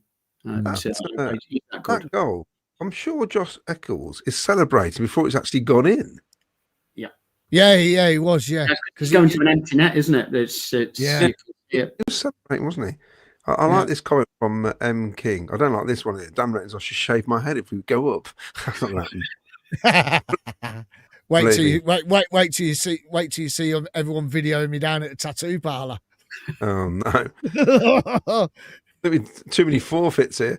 M King says the commentator said several times just after the sending off that Coventry were playing like it was stoppage time, yet they had over half an hour left of the game. I know, it's almost like they just went, right, we're going to get on with it. 35 minutes we had. Was it 35 minutes, 40 minutes nearly? Because I said to Luke at one stage, with 20 minutes ago, I went, but I still got 20 minutes left yet. I just felt like it was like 5 minutes to go or something. It's weird. I mean, Paul, everyone's saying, oh, well, they went down to 10 men. But that performance, when they went down to 10 men from us, how did you see it? Because I just seen it. I just seen it as class. It was, because Taps went and sat on the outside. We spread the play, didn't we? And when you've got, the metronome in the middle, just pinging balls around, we were just pulling their defence all over the place. And I think when EMC started to, which was that incredible shot, what a goal that would have been, just to start cutting in, and we just seem to be pulling the players all over the place. And I think for a team to be able to do that they've got to be, one, very confident, but also have confidence in their teammates. And how many times in the past have we seen players not making runs for players? They were working really hard because it looked easy, but if anything looks easy, you're working really hard to make it look that easy. And I thought we were excellent. Yeah. That result, I think that West Brom game has probably told us more about the character of the team, the quality of the team, and will do more to build their confidence. Because the more you get in holes and dig yourself out, the more confidence you've got. Yeah, definitely. Absolutely. Claudio, Paul's right. The work off the ball as well yesterday, we were chasing everything again, but we've seen it under Mark Robbins, under other managers. When we go against a team with 10 men, we would have probably gone and got an equaliser and gone, okay, well, we've got an equaliser, that'll do. But yesterday, it was that performance that it was like, that won't do. Like Paul said, Ellis, when he scored, went in the goal, didn't go and celebrate, picked the ball up, straight back to the halfway line, like, right, let's get on with this. Yeah, definitely. And you think of all the games, because of the lead we've got now in the league, every time they step on that pitch now, they must be thinking, come on, boys, we get another win here, we can stretch this league lead even further. And I just think it's a positive mindset. They just want to score goals. That's what it looks like to me. And I've got to say, at home as well, we are so strong now. I think, is that 12 games unbeaten at home, or 13, I think, since our last defeat? It was Burnley at home. When did we play Burnley? Was it April? Since April, that was our first defeat since April. The league, isn't it? Yeah. In the league. Obviously, Sunderland beat us in the playoffs, but that don't count. It was in the league. It was April against Burnley. Yeah, and they shouldn't have beat us. They shouldn't have beat us that day. No. To be honest, they were poor. And they're showing it now in the Premier League, aren't they? Oh, we've gone up. Let's just let's not even try.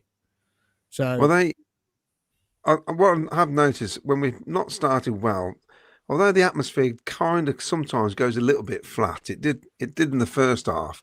I thought yesterday, you don't get so many groans and moans, I don't think, like you used to. The crowd is with the team definitely this season because I can feel it, and I think it all comes down onto the pitch, the atmosphere. The players say it does.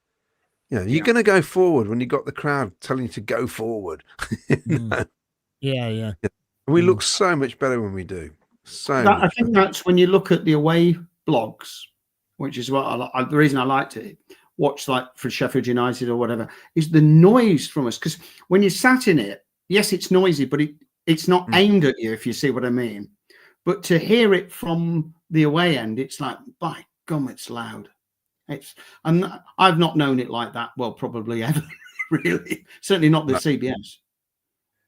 The thing is, Paul, as well, when you're the other side, like you and Claudio do, you go in the lounges. You posh lot. You're not like us ruffians who go in block 15. You hear it as well, don't you? Even though, even if you're up on the balcony or down below, because of the three sides, the way it's designed, the ground, it's even louder from that side of the ground, isn't it? Because when you're in Singer's Corner, you think, yeah, this is loud. But then, like you say, you hear it back and you think, crikey, that was loud.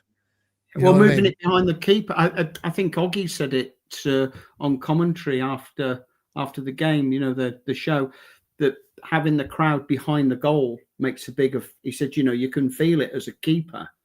And to get our crowd, because I always thought that it's not right that we should have away fans behind the goal.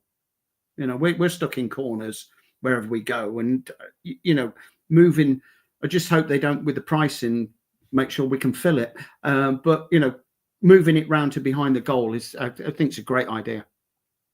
I think they will fill it. I think the reason is they didn't sell many for yesterday. They released that block too late. They only released it a couple of days ago. Right. Didn't they? They only announced it a couple of days ago. They could sell those seats. So you're going to struggle, and you ain't going to get many walking up on a wet, windy, cold Saturday afternoon, 12:30 kickoff. Yeah. You know what I mean? You're going to wake up in the morning, you're going to look out the window if you're only season ticket holder and go, nah, I'll watch it on telly. You know what I mean? Because I looked out the window and I thought, oh, crap. Because I parked at Christ the King and I got the wrong type of shoes on for a brisk walk. I've got shin splints today. I'm in absolute agony. That's what happens when you go in the lounges. Serves you right. Yeah, it was the quickest walk ever. It was so bad, the rain. Right, let's get some more comments in then. I've got a question for you after all these comments. I need to ask you a question. Under Lampard, our cup is half full, and the Robins, it was always half empty. Different coaching from John Deegan.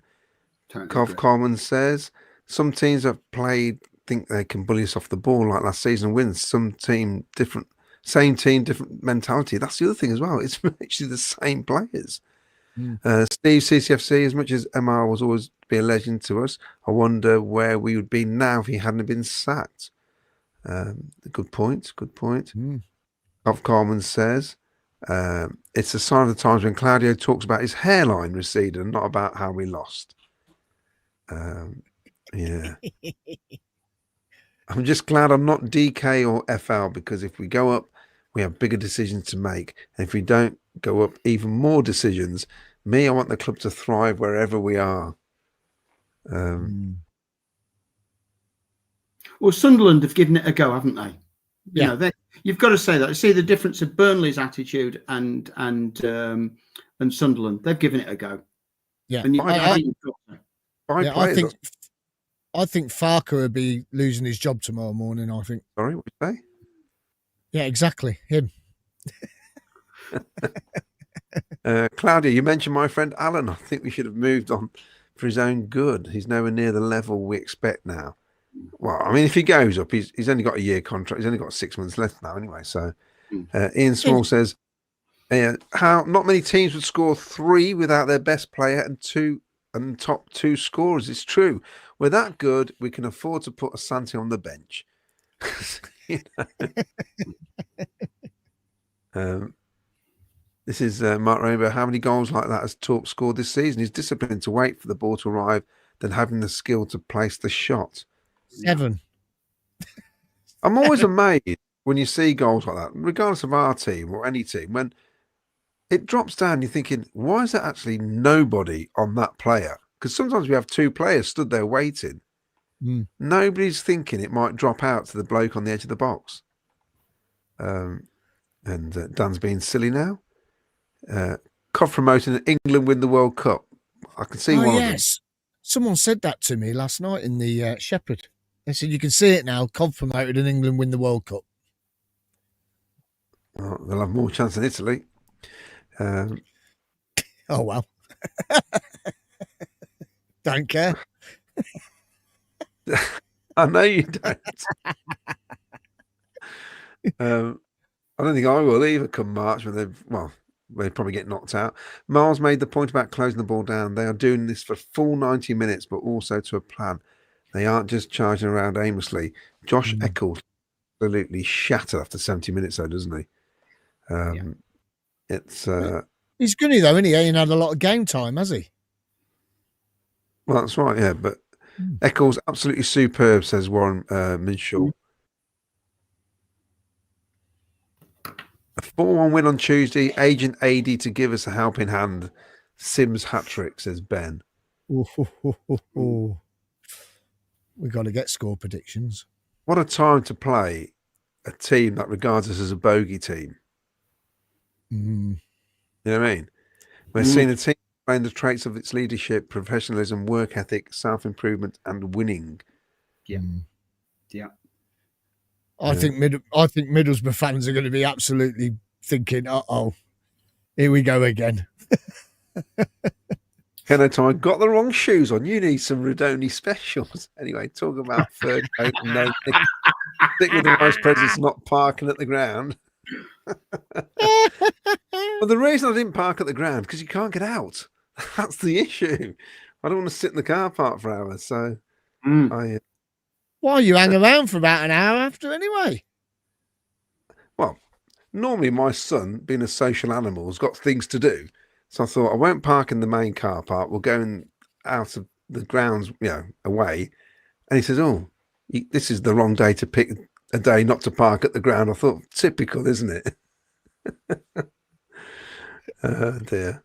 The atmosphere, I've got to say, even that side of the ground is brilliant. It really is.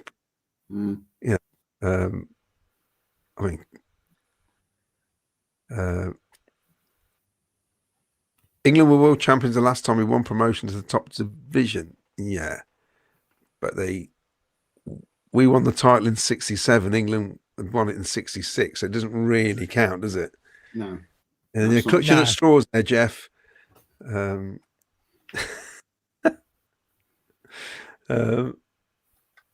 Kelly says fitness levels are far superior under Frank than Mark Robbins. You can see it. Matt SB says Middlesbrough will be hoping for a new manager bounce, but we need to remind them who really owns them. Us. Can we ask Matt when you're going to come on the show, please? Yeah. Everyone else has been on. We ain't got you on yet, Matt. Come on, Matt. Right, back to you. Oh, okay. Back to me. Right, yo. That's threw me a little bit. Right. Got a question for you before we move on to something else I want to talk about. And your stats, because you've got your stats to do. Question for you. Now, we are top of the league. I don't know if you know that. We are top of the league. And do you know what? I watched that game back today. Everything the commentators were saying, that we're top of the league, we're the best team. Do you know what? It sent shivers up my spine, and I had a tear in my eye because I just can't believe commentators are saying it. But my question to you both, if you don't mind me asking, over the last couple of years, when you watch teams that are at the top of the table or top 2 or whatever, the likes of Leeds, Burnley, they were well, and forget Burnley because they were just boring. But Leicester, teams like that, and Norwich when they were good and they were pushing for automatics, and they were trying to push for the, to get up to the Premier League. And you watch teams the way Leeds played last season and everything. I was watching them and I was in awe of them. I was like, why can't we be like that? Why? They look just a level above everybody else. You know what I mean? They looked a level above everyone else. And I think you can hear what my question's coming to you. Do you think that we are like that, where you look at those teams and you went, bugger, man. They're so good. They are flipping brilliant. They are just unbeatable. I'll come to you first, Paul. Right. Do you think we are like that?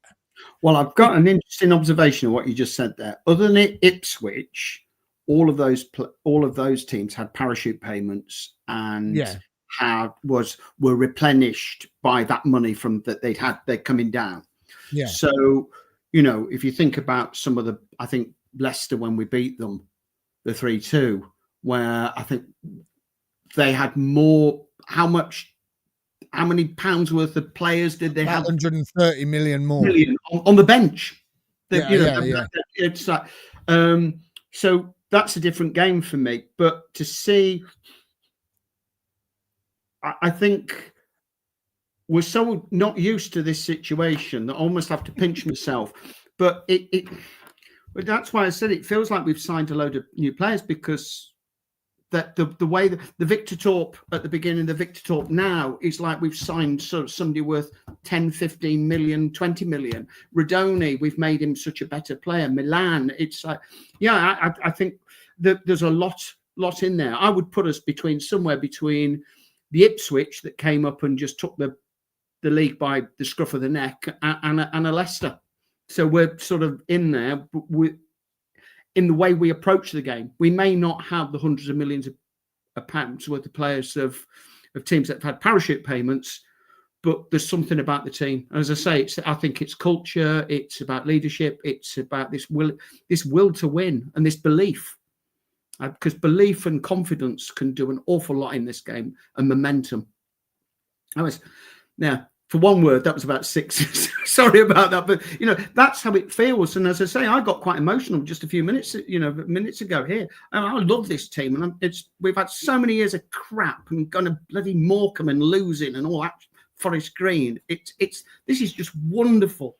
It's wonderful, and people are going. I've got my Cov scarf in Whitchurch, and somebody's going, "Hey, Cov, they're a good team." I'm thinking, really? Because most people, what do you support that load of rubbish for? I'm proud of my city, and I think that's the other thing is about what it will do. I've seen because I live near Wrexham, I've seen what the success of a football team has done for the confidence of the city of Wrexham. And we need to get that back of, the feel-good factor of the 60s and the 70s in Coventry when we had a successful team. I've got all those feelings about the pride in my home city. And, I think all of that's coming together and it's going on the pitch. So I think we're awesome. Okay, so, yes. Brilliant. I love it. That was a lot. Love it. I love it, because I look at it and when you're a fan, you look at it and you go to every game or nearly every game if you can, or you go to every home game, or someone goes to every away game as well. I don't know, but you look at it and you think, are we that good? Yeah. And you think, are we that good?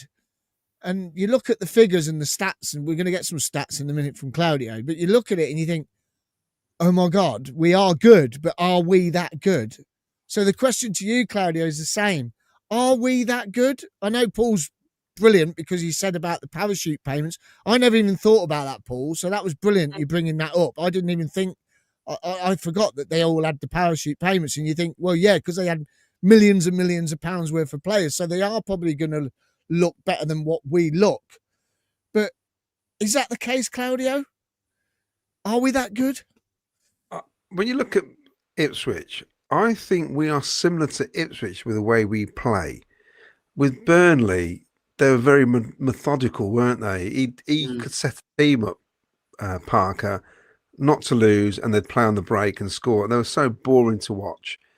Leeds United, I don't think we're exciting as Leeds United were because of some of the players they had. The problem with Leeds were they just didn't know when to stop playing that way when they didn't need to, and they would get caught a bit like when we drew with them, remember, away from home, where we should have got battered that day. Was it Bobby Thomas who scored the equaliser? Yeah, is that right? Yeah. Didn't Vic miss a penalty? Yeah, we should have been out before. That was the game before. I think we should have been out of sight. Well, not with, they should have been out of sight, really. I just think we are exciting, but a bit more disciplined than what Leeds were. But we've got more points than they had this time last season, and Burnley. So I actually think what we're doing is quite extraordinary at the minute. And I don't think it's anything to do with the league being weak, because the teams below us have actually got about the right amount of points, for this time of the season. It's just the fact that we just won a stack of games, and tell you why it proves it's so difficult in this league. Derby County were winning going into injury time at home on the back of 4 or 5 straight wins, and they lose the game in injury time at home. Yeah, they concede 2 goals. So I think this is as good. It's the closest. We've never been this good in the Championship.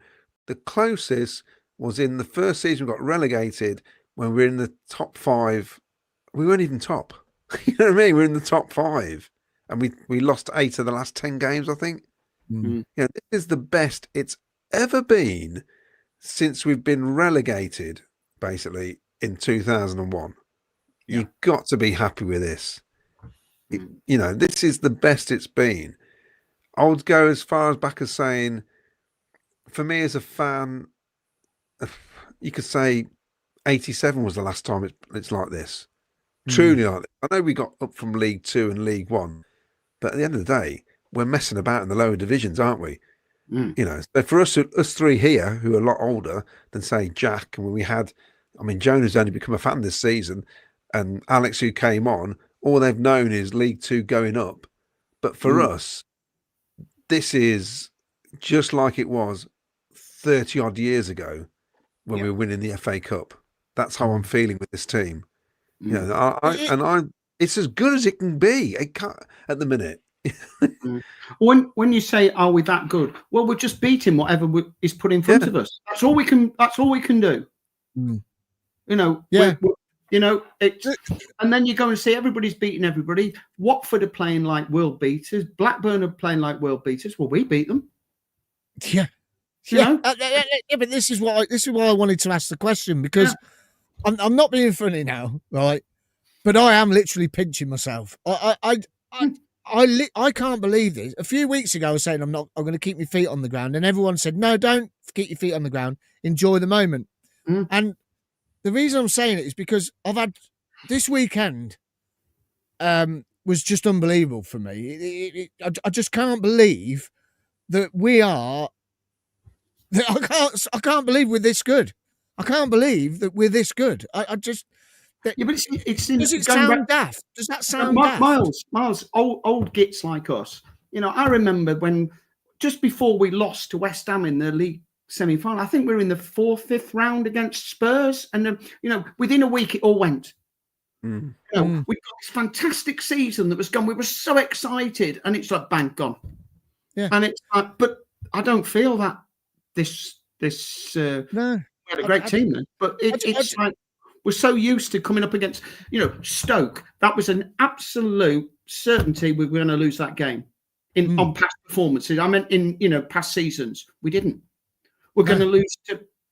But this isn't just now. Slowly but surely, we've been building to this. You think about when we beat Middlesbrough in the playoff semi-finals. We wouldn't have won that. But this isn't an overnight success. No. Frank Lampard has built on the great work of Adi Vivash, Dennis Lawrence. Those 3 should not be. They've contributed massively to this, and Frank and his team have just built on it. And we've got a great owner now. Doug's rolling this. should not be underestimated. Is to give us some, just our stadium back and the pride, and it's as I say, there's something. It would be fitting that we got promoted the season we had our ground back. Yes. Oh, it's just you just it can't. Would be fitting, Yeah, this is another thing. This is another thing. We own the ground now, and you see some people taking the mickey out of us. Oh, well, you've only just owned your ground, and all this lot. You lost it all, and all this, and you're like, hold on a minute, whoa. We didn't just lose it; we got it took away from us because of backhanding crooked bloody councillors. Allegedly. You know what I mean? And people still allegedly. No, it's true, and they're still. I don't care. They're still in charge at Coventry. But this for me, as I say, yesterday, the reason I'm saying I've asked you the question is because yesterday for me was just amazing. I got up at 6:45 in the morning. I drove over to Dillon's. I DJ'd before the game in Dillon's, and there was West Brom fans, Cov fans in there, and it was raining, it was chucking it down, it was packed. Right, I had people singing. I went up to the game. I thought to myself, we've got to win this because they've been moaning about their ticket prices again. They've done that 3 times out the last 4 years, and we've beat them 3 times out the last 4 years. And I thought, we've got to win it. We won it. I've gone back down. The place was buzzing. It was just amazing. Then I went off to another gig, and that pub was buzzing. Like you were saying, Paul, it's about getting the buzz back into the city.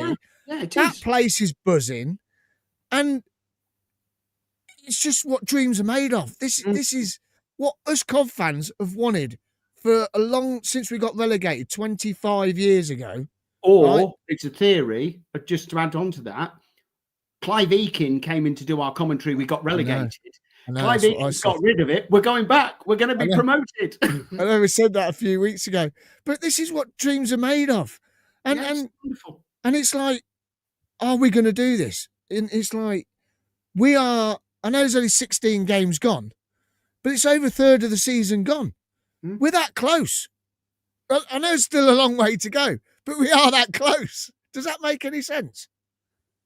We are. Well, perfect sense. We've got to have I think every Cov fan now would be bitterly disappointed if we did not get promoted in the position we are in now. They can only win the league. Autos. Yeah.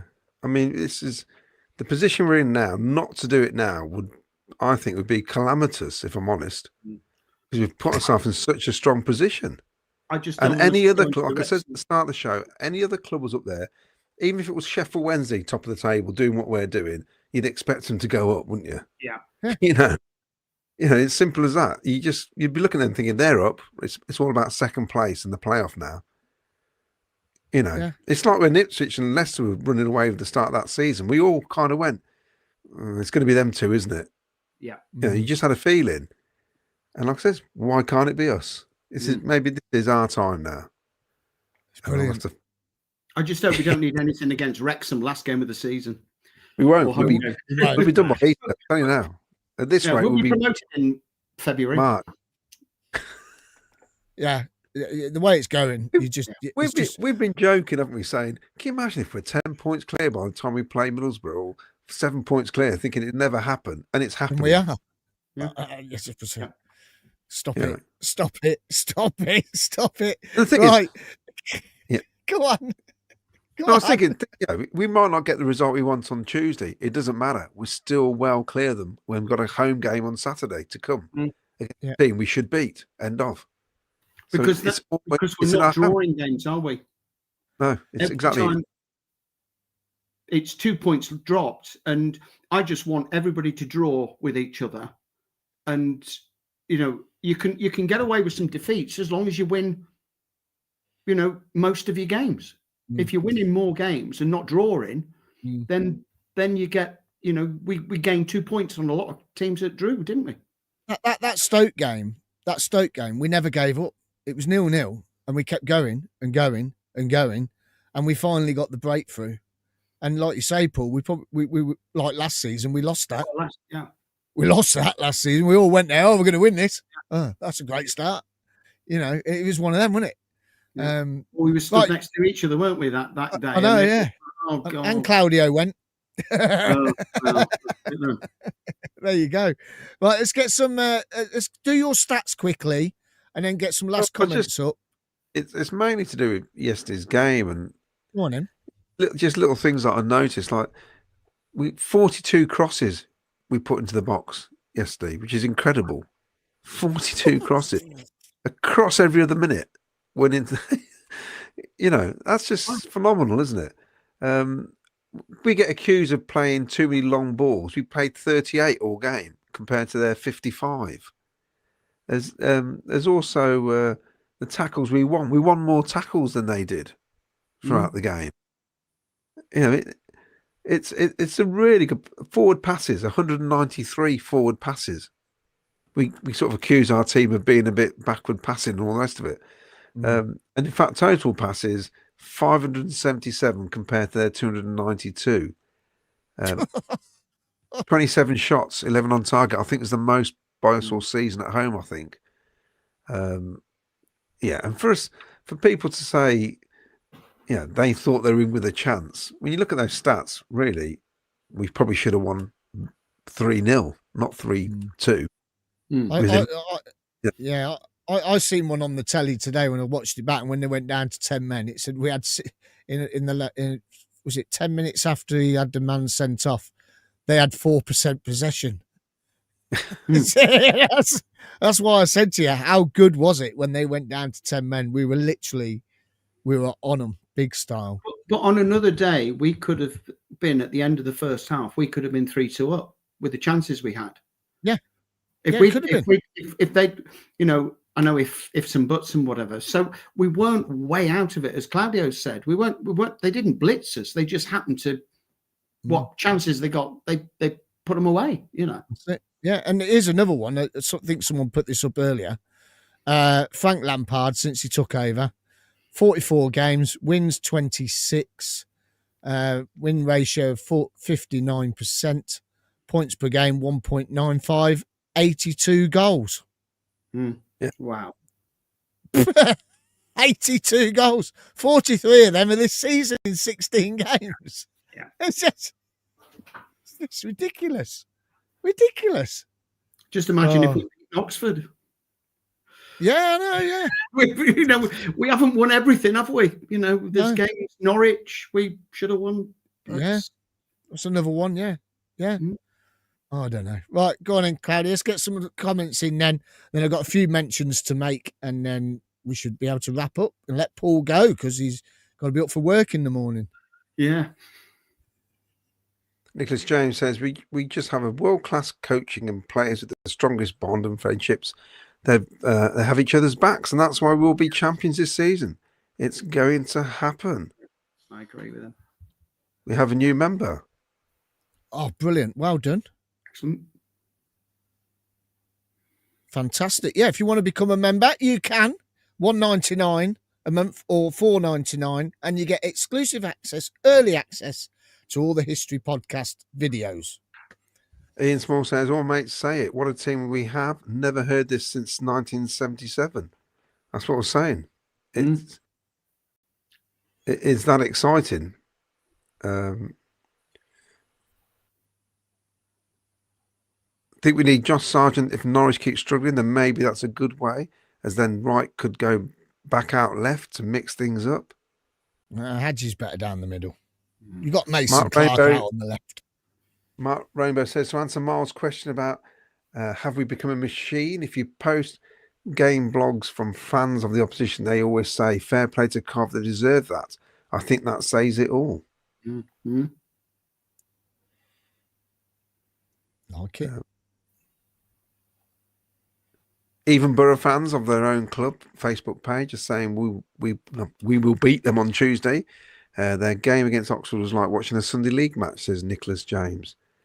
I heard that as well. The Sky reporter at the Ipswich game said the same thing. Oh. She said she's had better tummy bugs than what she was watching. Margot Sullivan, I remember back in pre-season, Frank said the art of high fitness during pre-season will make a difference to the start of the season.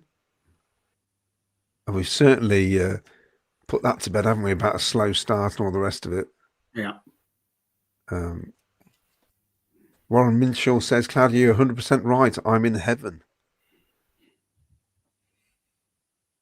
I think a lot of the championship experts think this year is weak because the parachute teams have all dropped clangers. Smart Rainbow says that. Oh, well. Not our fault they've all dropped clangers, is it? Yeah, but then at the beginning of this season, they were all talking about Wrexham coming in, Birmingham coming up. How tough it's a tough league. This is not an easy league. No. They're just beating each other. It never is. It's and the fact they've messed up the teams who come down, well, that's the way it is, isn't it?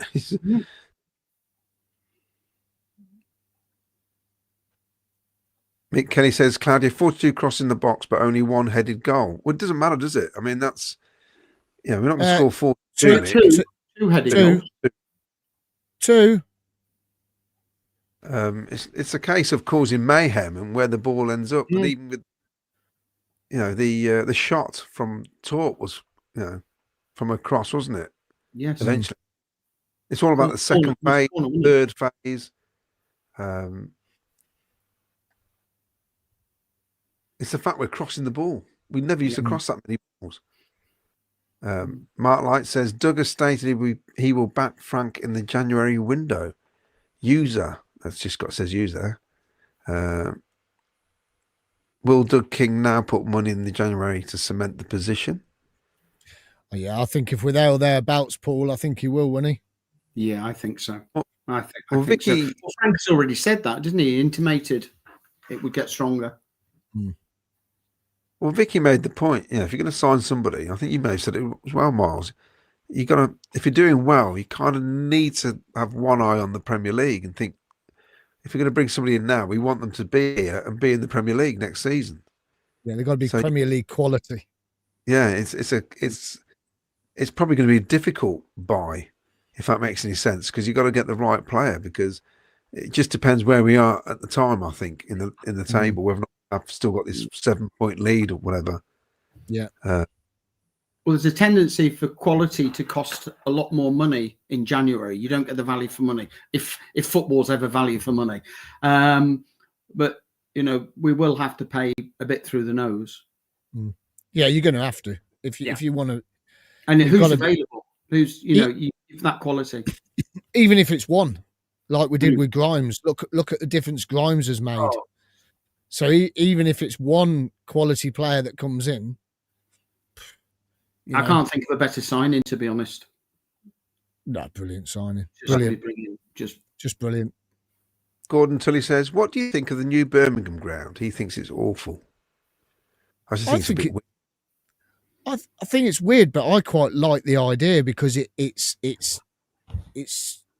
the industrial revolution around there, isn't it? It's that's what was there. So I suppose they're bringing it back to the area and making it sort of bring some history back into the area, I suppose. But nothing can be any worse than what's round there at the moment because it's a right tip, isn't it? It's to signify the brickworks, apparently. Yeah, it is. Yeah, I reckon instead of building a new ground, the owner should pay the bin men's wages, and then they can clean up the city.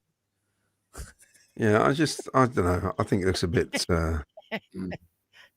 Yeah, they're trying to turn it into. They obviously want American football there, don't they? That's what they want. Yeah, of course it is. Americanising everything. Anyway, that's Blues. We don't talk about mid-table teams. Oh, they're not mid. They won't be mid-table if they win on Tuesday, or is it Wednesday night? They got West Brom, haven't they? Where they playing? I think it's at the Baggies. I think. I think West Brom win that. Yeah, probably. So here's a good one then, Miles. Rushworth. Do we sign him? Yeah, Will and I, we have a laugh all about this all the time. Every time he makes a save, because I say he's worth $5.5 million. Will says, "Oh, he's worth 10 now. He's made another save," and I'm like, "No, 6." Yeah, I think you've got to go for him, haven't you? I think he's bonded with the club, hasn't he? I think he's this is his club. I think he likes it because I think we're a bit like Brighton. Brighton are a bit like us, aren't they? And Brentford. And I think he likes the players that he's with. I think he's fitted in really well. And I've said it for how many seasons have I said it? We need a Premier League keeper if you're going to get out of this league. And at the moment, we've got a Premier League keeper, and he could do nothing about those 2 goals yesterday. No. Nothing at all. Yeah. He's so good at coming out and collecting the ball now. Yeah. You know, right at the end of it, I think it was a corner or it was a free he came out and caught it, didn't he? I just knew he'd come out and catch it. Yeah. No. What about you? What about you, Paul? Yeah, definitely. It's your foundation. You build the team off, and you get a good keeper. It's no successful team doesn't start with an excellent keeper. Yeah, I think what you do, I think, is you keep Ben Wilson because you're going to need 3 keepers in the Premier League. You keep Ben for his personality, his attitude, and his spirit around the club. He's fantastic. Yeah, exactly. You keep him for that, and if he gets a sniff of a game, he gets a sniff. You keep Dovin. He'll become number 2. You'll have Rushworth as your number 1. And it's a shame for Dovin. He got that injury because he was really becoming a real confident keeper in the Championship. I think that's what you do. You keep those 3. Yeah. I just want to touch on something Paul said. I've just remembered what Paul said earlier about Brow.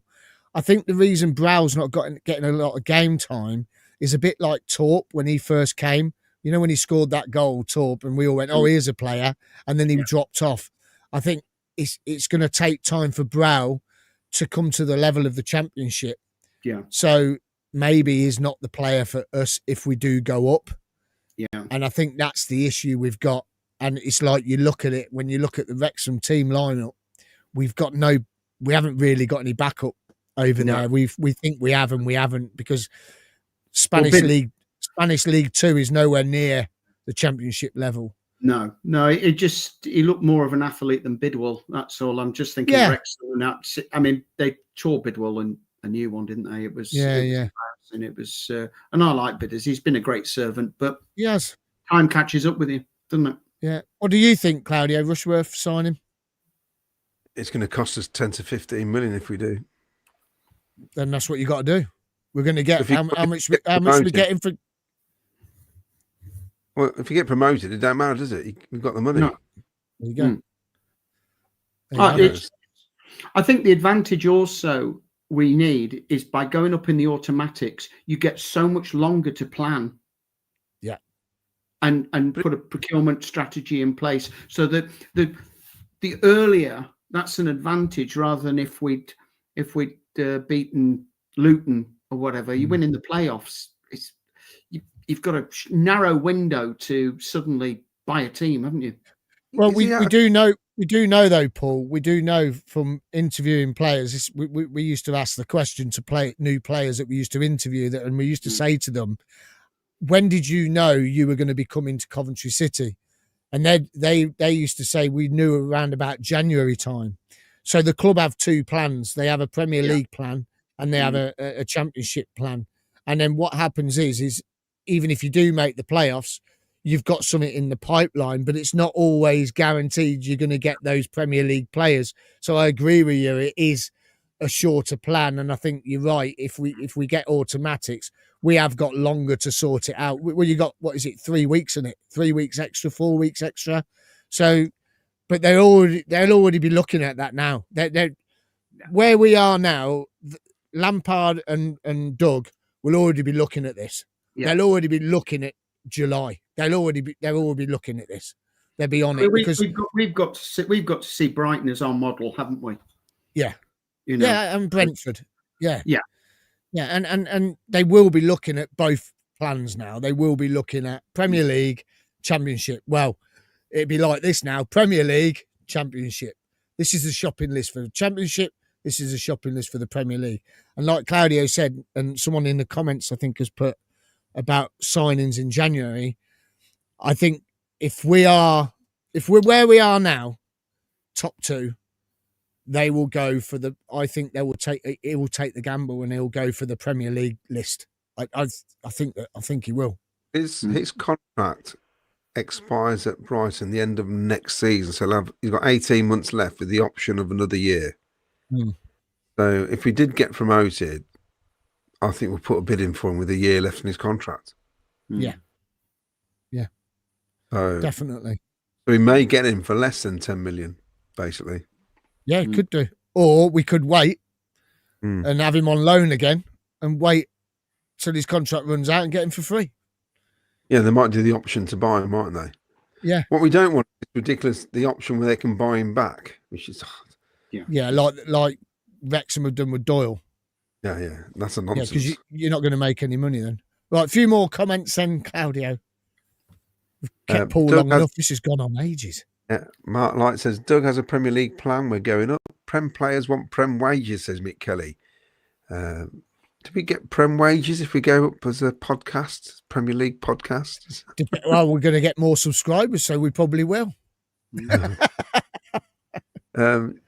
James Smith says, well, we've already have an option for Rushworth if we get promoted. Amazed if it isn't in the loan agreement. Is it? I don't know. I've not heard anything, if I'm honest. I haven't heard anything. I know there's a recall on him if they want him in January. Guy Blue Gibbs says, Birmingham does have a big following. Their record is 68,000. No doubt they'll fit. We're not saying they haven't. We're just saying about the stadium if we liked it. There was some comments in there saying it's too big for them. But you see, it's like according to West Ham, their gates are 60,000. If you watch a West Ham game, there's loads of empty seats. All the white bits you see are empty seats. Absolutely loads of empty seats because I think people have bought tickets and not actually bothering. And yeah, I'm not bothered about them. When our record attendance is 51,000, we wouldn't think of having a 55,000 seats stadium, would you? No. I reckon we could get 40 if we get to Premier League. So imagine that.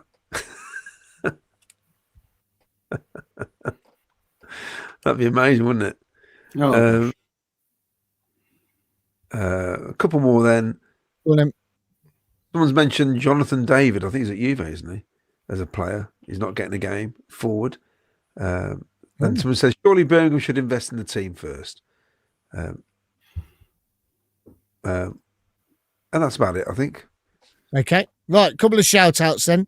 We just want to wish our mate Martin Winch a happy 50th birthday.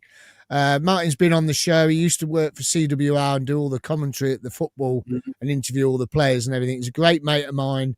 That's his wife and his daughter, and I don't know where his other daughter is. Might not have been there yesterday.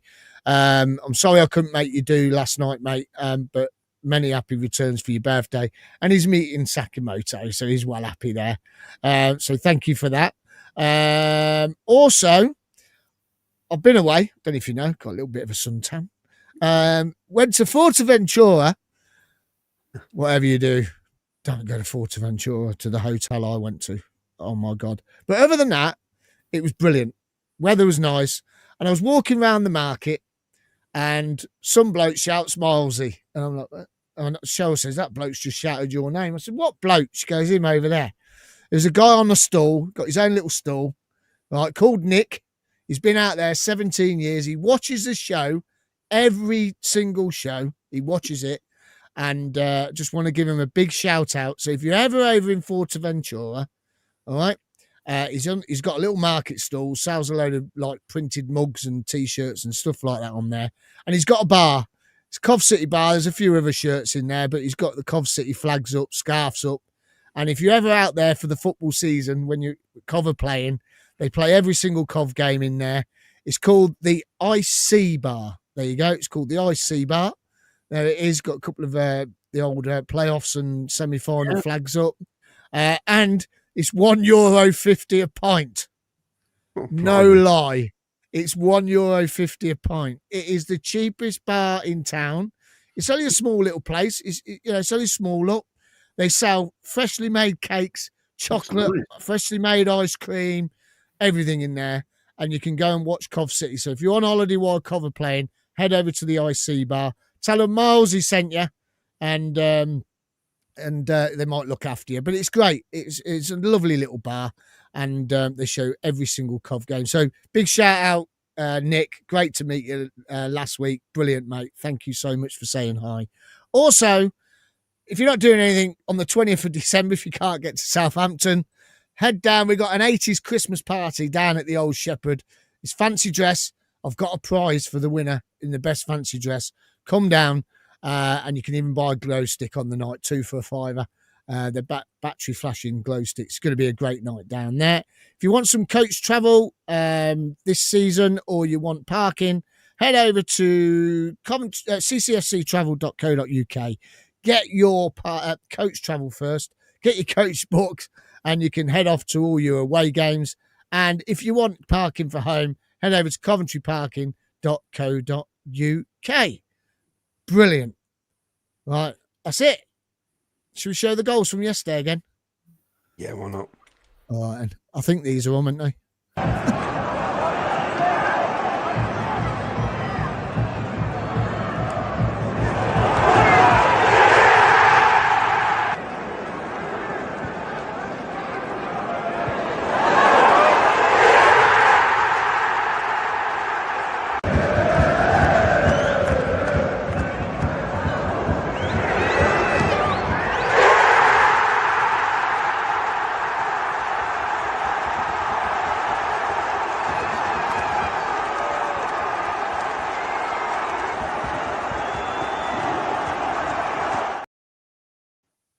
Brilliant. Brilliant. In the words of our old boss, brilliant, brilliant, and brilliant. That's it then. That's the wrap. Back on Tuesday night. Yeah. What time are you on Tuesday? About 10 o'clock. About 10 o'clock. Okay. If I get back from me quizzing time, I'll join you. But yeah, make sure you don't do it on your phone like you did last night. I don't know what happened last night. I only swiped up. I didn't press end. Well, you did something. I only swiped up. Unless I touched it by mistake. Like a bull in the china shop. I was too excited. I was overexcited. Right, everyone, you take care. Everyone, Paul, thank you so much for coming on. Such short notice as well. Such short notice. Thank you, mate. Pleasure, guys. You enjoyed it, yeah? Yeah, brilliant. Oh, before you go, show us your frame. Show us your frame. Oh, you want to see that? Yeah, I won the I won the quiz, didn't I? With he's gone again. Claudio's, and I got the 1960s. It says the Sky Blues in the swinging 60s. And brilliant. He's done a brilliant job of those old programs. Look fantastic, don't they? They do. So, they look great in that frame. That's on my wall in the office. So that's good, isn't it? Thank you for that, Claudio. That's a pleasure. No worries. And if anyone's watching hasn't subscribed, please subscribe now over on YouTube. Hit that like, hit that subscribe and the notification button. And also, if you want to become a member, $1.99 a month or $4.99, you get exclusive access, early access to the History podcast. You can always go and watch it now. Brian Richardson Part 2 and Part 1, if you haven't already watched it, or you can listen back tomorrow while you're at work on Spotify. Just search Sky Blues History Podcast and you'll find them. Brilliant. Anything else? That's it. That's it. Yeah. Excellent. So Claudio, see you on Tuesday after the game, and I will see you Thursday night. We'll have Spot the Ball this week, so you should be fine. Anyway, take care, everyone. A year of Frank on Thursday. It is Year of Frank on Thursday, so we'll get your thoughts on that as well. Brilliant stuff. Take care, everyone, and we will see you later. Guess what, guys? We're top of the league. We are top of the league, so we are top of the league. Sky Blue Army!